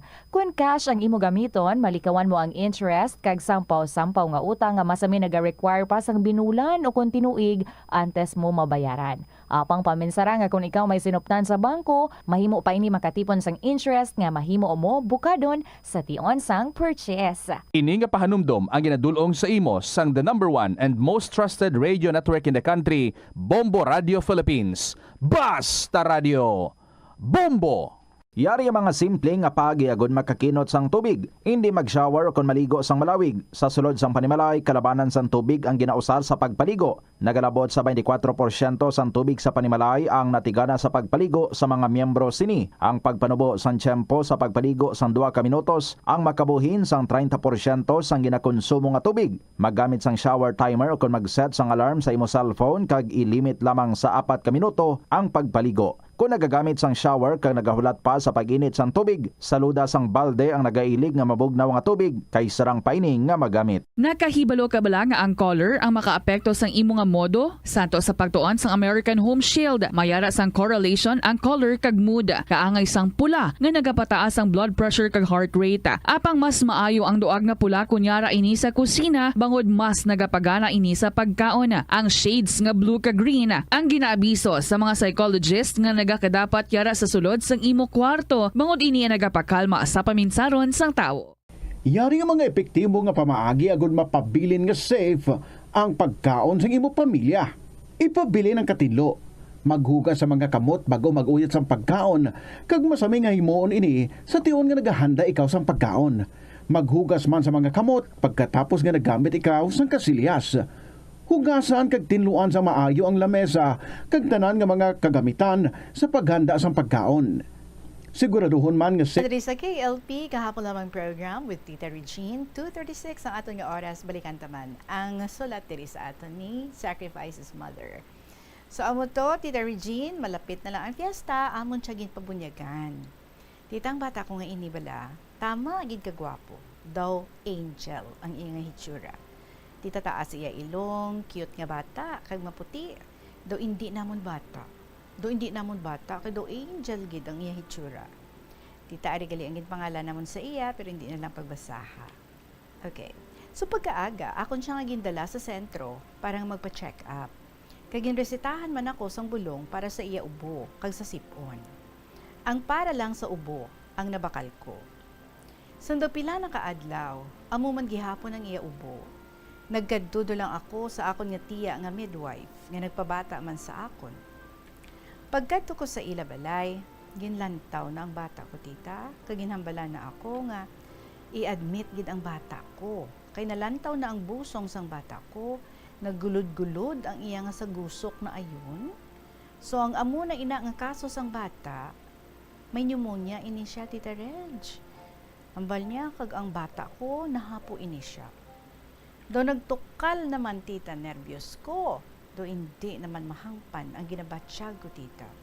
Kaya wala ako daan sang kwarta, kay tama gid ako kapigado. Gintagaan ako sang iya nga bata, 350 pesos. Bata sang tiya ko, nga dya nga midwife, kag naglakat ako sa hospital para ipa-admit ang bata ko. Sa hospital na kami, gin-check up sang doktor ang bata ko. Ginhabalan na ako nga kinahanglan gid i-admit ang bata ko. Di sa pensar ko, tita, ano ka dya gamiton ko nga kwarta? Kay ahaw mo lang 350 pesos ang kwarta ko? Ginhambalan ko lang ang doktor nga mapauli ko anay, dok. Kay kaduan ko pa ang bana ko. Kay wala pa ako kwarta. Wala siya kabalo nga ma-admit kami. Ang ginhimo ko, tita, nagkadto ako sa politiko para mangayos ang bullying. kay wala gid ako sang kwarta nga hulagon kun ma-admit gid man kami. Ginatan-aw ko ang bata ko. Ang bata ko tita, naluoy gid ako magtulog sa iya. Kay baby pa siya daan. So ang ginhimo ko tita, why pa ako nagpauli sa amon? Agud nga pahibalon ang bana ko. Nagpangayo pa ako bulig, nangayo ako bulig sa mga politiko. Sang ara na ako sa balay sang politiko, ang konsyal nga akon pangayuan bulig, nanuktok ako sa andang nga gate, kag nagbukas maninigilayon. Hambal ko mayong aga, hambal na mayong aga man, ano tani, kag naano inang bata mo? Siling ko sa konsihal, kinanunglan gid nga i-admit ang bata ko nga ini sir, galing wala gid ako kwarta, kay may pneumonia siya sir. Di man na, why mo dulang i-admit? Hambal ko wala gid ko kwarta, siling ko sa iya. Kagintagaan naman ako, pero ginambala na ako nga sagi ko kuno kalibod pa ang bata ko tita. Kagintagaan na duman ako 300 pesos. Kag nagbalik naman ako sa Banwa. Bala mo tita, nagsakay pa ako tricycle pakadto sa konsihal nga ginkatuan ko. Kag ini malayo pa sa Banwa. Kag ang iba naman nga konsihal ang ginkatuan ko. Kag nangayo naman ako bulig. Kag sang ara naman ako sa isa ka balay sang konsihal. Yan istorya niya ako nga kun ma-admit gid man kami. Siya lang kuno tita bahala sa hospital bills kag wala kami sang balaydan. Kag nagkadto naman ako sa isa pagid ka konsihal. Kag nagasugal ini siya tita. Di wala gid ako nakapangayo sa iya. Kag naglakat na lang ako. Tita budlay gali nga kung tagaan ka sang Ginoo sang trial sa imong kabuhi nga wala-wala ka gid bala. Tita tama gid ka subo sa naagyan ko. Pero wala pa ni nagtunga-tunga ang ako nga kasaysayan. Mangayo ka pa bulig, para lang ma-admit mo lang ang bata mo tita. Kay intro pa lang nga i-admit ang bata mo, damo, ka na balaklon nga bulong. Kaya kung ano pa nga kinahanglanon sang doktor. So mga 8 days man kami nga na-admit sa provincial hospital sang amon nga Banwa, pero amo man gihapon tita Reg. Kag nagpirma kami nga mapauli na lang sa balay.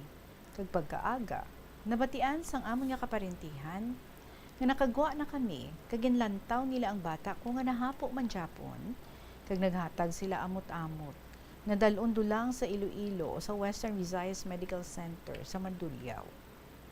Kag naglakat kami tita, hapon na, kagabi na kami nakalabot sa balay sa pakaisa sang bana ko, kay naghapit pa kami tuya sa iya. Bala mo tita, nag-aobra man ini siya, bali sekretarya man siya sang doktor. Kag nag-upod man siya sa amon, padulong sa hospital. Kag sandito na kami sa hospital. Gintakdan siya gilayon, ining bata ko sang oxygen. Sa nakaplaster na kami sa ward, kag pila naman kami kaadlaw dito sa hospital. Kag nadumduman ko duman, mangayo bulig sa Kapitol. Kag ginbilin ko lang sa ugangan ko para magbantay sang akon nga bata. Kag naglakat naman ako, agud nga mangayo naman sang bulig sa Kapitol. So natapos na ako pangayo bulig sa Kapitol, nagpauli ako sa hospital nga kung sa diin kami na-admit sang bata ko. Sang pagabot ko, dayon ko siya nga ginpa dedi sa akon tita, kag sige pag dedi ko sa iya. So sa nagadedi siya sa akon, ginaili-ili ko, burbay tita, nagsuka nga nagabugwak ang baba na kagatas. Wala ako gali kabalo nga ang ginbiling ko sa akon ugangan nga gatas nga ginatimpla. Mga tunga kabibiron ang napatiti na gali tita. So busog gali ang bata, kag natalangan. Natalangan base isang gatas, kag puwerte na gid ang hapo sang ako nga bata tita. Kag gintawag sang nurse ang doktor. Kag hambal sang doktor, dapat takdan gid sang tubo ang bata ko. Kag nagdesisyon ako nga takdan na lang. Gamay pa siya tita para takdan sang aparatos nga ina. Kag ako naman ang nagabulig sang pump para dugang bulig sa iya ginhawa. Kag sang tungang gabi na tita, ang tubo nga nagaangot sa baba sang bata nahukas. Dito kay hinali lang ako nagpisik, agudaad magtulog man lang. Ti ang tubo nahukas gid tita, sobra siguro kakapoy, kay ako man lang ang nagapump sa iya, kay ang akon ugangan tigulang naman. Ang bana ko, Wala man tana sa luyo ko, kaysa uma man tana gatiner, kagaobra, nagaarado sa uma sang amo na tita. Kagang doktor, nagkakatulog pagita na, kay gabi man tita. Kagintok-tok ko siya sa iya nga kwarto, sa iya ginatulugan, kung mag-duty sanda. Tita nagsala, duman ako, kag puwerte gid ang panuktok ko sa pertahan, kag nagwa ang doktor, nagkakatulog gid man ang doktor, tita, hamba ko sa doktor, dok, maluoy ka man, kadtui anay bata ako, kay wala ko nahungod, nga nahukas ko ang tubo na, kag kinahanglan iniibalik to. Kag ang doktor, nagkadto man, kag iya ginbalik. Puwerte gid tita Reg, ang sakripisyo ko sa bata ko nga ini. Kaina nga pila kami kaadlaw sa hospital. Kag tita do katatlo gid ko aksidente nga permi ko lang nahukas ang tubo sang bata ko tita. E ikaw bala bisan pagpahuway mo daad kag matulog ka man pump mo dulang ka na kay ti ikaw mismo nga nanay hindi gusto nga madula ta na sa imo. Kag naghambal naman ng doktor nga kinahanglan tughunga naman siya dugo. Kag naglibog naman ang ulo ko, kung sa diin ako duman mangita sang dugo. Kag ang dugo pa ang kinahanglan itughong, AB patita, ti maiwat hindi na pangitaon na dugo. Mayad lang kay nakakita man ako sang dugo, ilam tita. Nga hindi santo ang dugo ni tatay na kay type AB positive, ang iya sang bana ko. Kag ako naman type O, kagintugungan gid man ang bata ko. Daw pila man kami kaadlaw sa hospital. Kagalabanan ang na-admit dito, puro pneumonia. Kung hindi pneumonia, sepsis ang balatian nila tita. Sanggin laboratory ng akong nga bata. Ang resulta sang iya laboratory, ang result, amo ang pneumonia sepsis kag sa iya heart. Sa tanan kami dito sa ward, kami sang akong bana ang ginapalapitan sang mag-asawa tita. Isa ka foster parent nga nagbulig sila sa isa ka bata nga nagamasakit tita. Ilan nila ako nga ginsugilanon kung ano ang sistema sang bata, ang kung ano ang iya balatian. Siling ko sa babae nga isa ka foster parent, hambal ko ma'am, ipatudi eko daat ang bata ko nga ini, pero wala kami kwarta, kay pigado lang kami ma'am, siling ko. Ay magpatudi eko kaw daan mga 4,000 man ma'am ang magpadudi ko na sini. Kagintagaan man nila ako tita Regine 2K. Kagintagaan man nila ako tinapay kagatas. Hambal niliwat, ihatag ko lang ang dugang sa dason nga adlaw. Kag sa tupad namon gali tita sang amon katre, may pasyente nga ang bata na nga grade 4 may balatian nga meningitis. Kag ang tatay na lang nagabantay sa iya, kay ang iya mama sa abroad.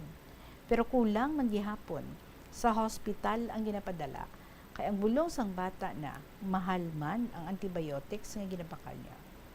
Ay ugali tita, may ara na kami gali tita PhilHealth kay ang amon pagkaon covered man ka PhilHealth.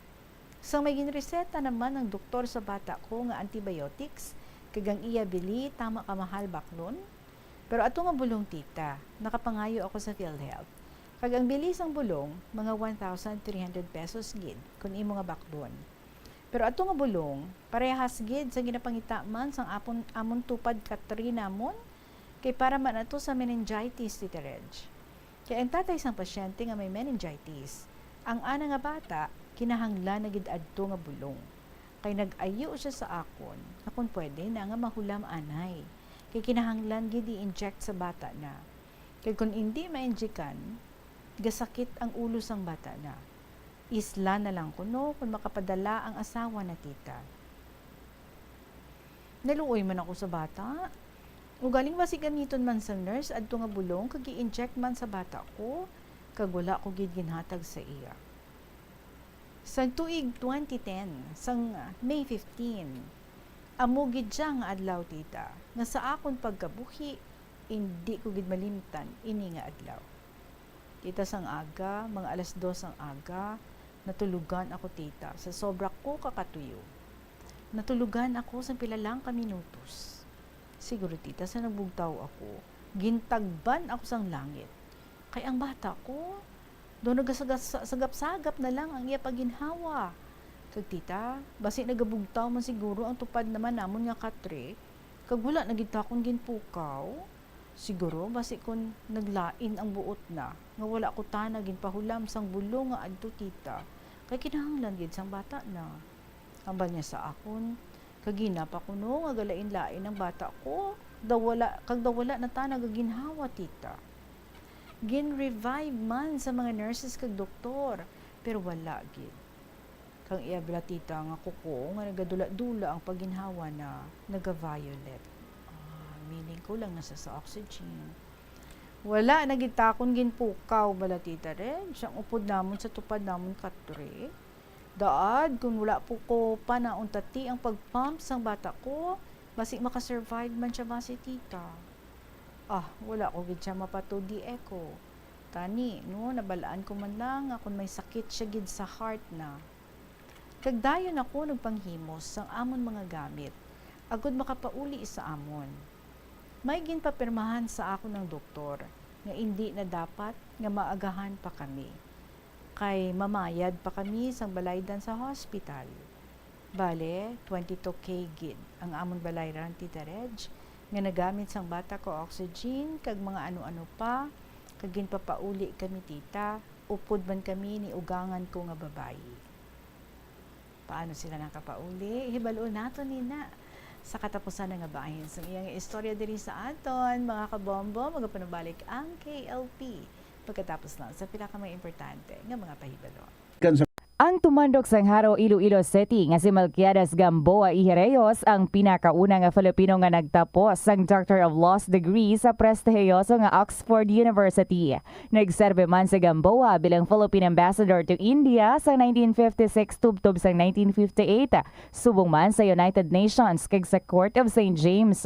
Nagsulat si Gamboa sang pila ka mga libro kaangay sang An Introduction to Philippine Law kagay Dictionary of International Law and Diplomacy.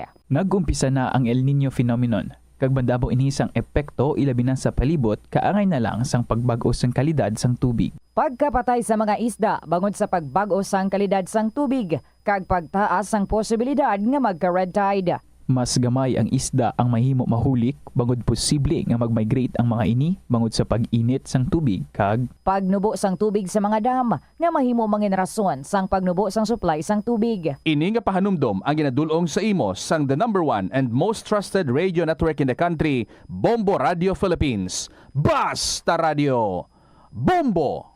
Ang simple nga paghusay sang buhok ang may pila ka maayo nga benepisyo sa lawas. Sunod kay Arthi Ragurama, founder sang Dega Organics nga nagaproduce ng handmade bath kag body products sa New Delhi, India. Ang mga tawo nga may dry hair, ang masami hindi mahilig nga maghusay sang buhok bangod sa kahangawa sang hair fall. Apang, ang masami nga paghusay sang buhok ang makabulig sa blood circulation sa aton nga scalp. Naga-nourish man ini sang hair roots, naga-promote sang growth, kay nagabulig man agod nga malikawan ang hair loss. Sa aroma kag soothing feeling sa pag-inom sang tea, ang rason sang kadamaan nga paborito nga imnon ang tea. Sunod kay Ansley Hill, registered dietitian sa Western Oregon sa Estados Unidos, ang mas sobra 3-4 katasa nga pag-inom sang tea sa isa ka adlaw ang makadala sang hindi maayong nga epekto sa lawas. Kinahanglan nga moderate intake lang sa tanan nga ilimnon agod ma-achieve ang healthy living. Mas nanamian bala ikaw magtuon sa balay ipaanggid sa eskwelahan nga madamo ang tawo? Isa ka panugyan para epektibo ang pagtuon sa balay, amo ang pagpangita sa designated area agud nga matiniran kung ikaw nagasulat, nagabasa o kung nag-review. Pwede man nga lamesa sa kusina o kung sa desk sa guwa sang inyo nga balay, pero hindi gid maghigda sa imo nga katre samtang nagatuon. Ini bagod nagakatemtar gid ikaw nga magpiyong-piyong, tubtub nga dalayon na ikaw nga matulugan. Siguraduha man nga malimpyo kag organisado ang lugar nga imo ginatun-an. Ini nga pahanumdom ang ginadulong sa imo sang the #1 and most trusted radio network in the country, Bombo Radio Philippines. Basta Radio Bombo! Yari nga mga epektibo nga pamaagi agud mapabilin nga safe ang pagkaon sa imo pamilya. Lutoon sa maayong pagkaon, ilabi na ang karne, manok, itlog, kag mga seafoods. Sa pagluto sa mga pagkaon nga may sabaw o konsarsa, pabukalan, kag paturon nga nagalabot ini sa 70 degrees Celsius ang temperatura. Bag-o kaunon, initon sang husto ang mga nabilin nga mga pagkaon o konsudan. Taguon ang pagkaon sa husto nga temperatura. Hindi pag-ibilin ang naluto nga pagkaon sa ordinaryo nga temperatura sa sulod sang 2 ka oras. Ibutang gilayon sa refrigerator ang luto nga pagkaon kag mga pagkaon nga madasig mapanos.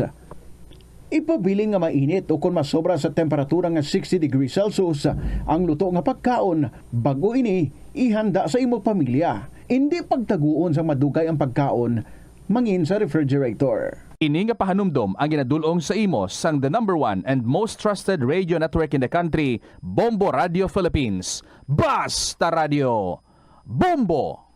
Ang Ilonggo nga si Eugenio Eugene Torre amo ang unang nga Filipino nga nakaangkon sang titulo nga chess grand. Last part sa sulat ni Sacrifice's Mother.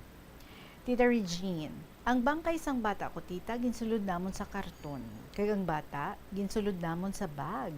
Nga suludlan bala tita sang bayo. Kag ang bayo gin plastiko dulang. Kag gilayon nagwa na kami sa hospital. Sang ara na kami sa gwa. Timing man nga may nagaparking nga taxi. Kagamba ko sa driver nung pwede mo kami madulong, mana marayo gidhaw. Hambal na ano nang dala nyo? Siling ko bag nga may mga bayo. Hambal na basi may patay dyan ha. Siling ko wala mga bayo lang dyan namon. Ti pila sukot mo no? Hambal na 500 pesos sukot na tita. Kag nagsakay na kami, kag nagpauli. Nasubuan kita ko tita. Way labot nga ang kakapoy mo pa, mga 30 days gid ang tener namon dito sa hospital. Kita na agyan pa namon ang amon nga barangay, makalabot ka pa sa amon nga sitio. Sa amon paglabay, kay pagabas fiesta sa amon barangay, malinong, kay kaagahon na adto pag-agi namon. Pagabot ko sa amon nga balay, natingalang ba na ko nga nag-uli kami nga mga alas 4 na ato, siguro tita nga oras, kaagahon. Kiyambal ko, wala na ang bata mo, patay na. Sa diin na. Ambal niya, siling ko aral lang sa bag, kay ginsulod namon dira, kag ginbuksan na ang bag, kag puwerte ang iya hibi ni tatay na tita. Kag pagkaaga, fiesta gid sa amon barangay, nga kami masinulubon tita Reg, kag 5 days ang iya hamyang sa balay namon, kag ginlubong ta na tita. Kag nagbalik ako sa hospital, kag ginbalik ko adto nga bulong sa ila. Naggadto ako sa ward, nga kung sa diin kami nahamtang sang bata ko. Wala na didto ang tupad namon. Way na ko kabalo kung ano na ang natabo sa ila. Ang butita, tuod na bala tita, nga kung ang imo nanay nga nagahimo mugto nga nasakpan ikaw, nga ara kagid sa iya luyo, kag balaan mo tita, so nagubusong ako 4 ka bulan, ara gid ako sa luyo na. Tita, kag sang sano ko padaad, ipadala sa imo, inisulat ko. Pero subong lang ako nakahuna-huna nga magsulat sa imo, tita. Pero hindi ko gid kaya pa. Nalabas pa sa huna-huna ko, adto nga nahanad ko. Sa kabuhi ko, kag sang bata ko nga napatay, nga bata pa siya, tita. Kay may ara pa heartache sa akong tagipusoon. Pero subong, hintingwaan ko gid nga magpadala sang sulat gid sa imo, tita Reg. Kag nagligad ang isa pa katuig, kag nagbata naman ako sang lalaki tita. Hungod ko gid man nga magpabusong tita, kay napungaw ako sa pagkadula sang bata ko. Kag siguro tita, kung nabuhi lang siya, ang edad na subong, mga 13 na siya. Kag diri na lang hasta ang akong nga kasaysayan, buto tama gid kalawig tita Reg, kani no? Pero sige na. Mandamo pa tani ako isugpon sa akong kasaysayan, parte naman sa akon nga nagmasakit ako sa malawig, parte sa akon kay ti. Ako tita nagmasakit man ako. So sa liwat, madamo gid nga salamat tita Reg sa pagbasa mo sa akong kasaysayan, ang tagpadala. Sacrifice's Mother, sang 3rd District of Iloilo.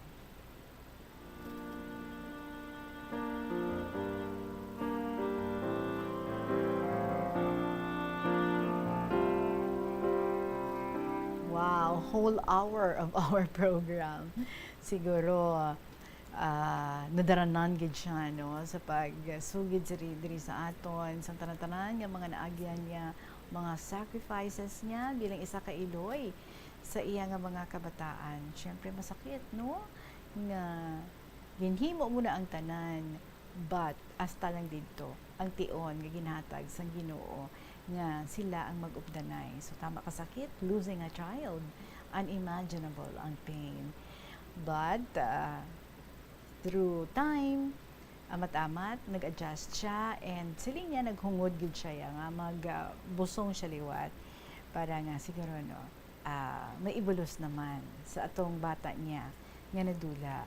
And I just hope by this time okay na ang imong pagkahimtang ang regarding sa imo naman niya nga naagyan gid sa imo kaugalingon, sa imo pagmasakit. Write that in another story. Kung pwede, no? Pwede man nga, i-chapter by chapter mo lang. Hindi mo lang siya pag-iubuson gid in one blow. Okay?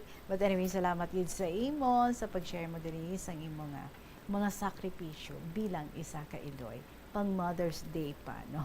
Supposedly. But anyway, sa inyo mo dirang mga istorya mga kabombo, kumusta man ang inyong mga lyric man nga i-share diri sa kahapon lamang program. Kung ready na ina, pwede na gid niyo ma-email sa bombo_iloilo@bomboradio.info or isulat and then ipadala sa kahapon lamang program TYFM Bombo Radio Iloilo, Sky City Tower, Mapa Street, Iloilo City. Sa aton nga winner ng ginlawag last Saturday kay Kyle sa 5th District. Kyle, see you here sa Bombo this coming Saturday, May 18. Correct.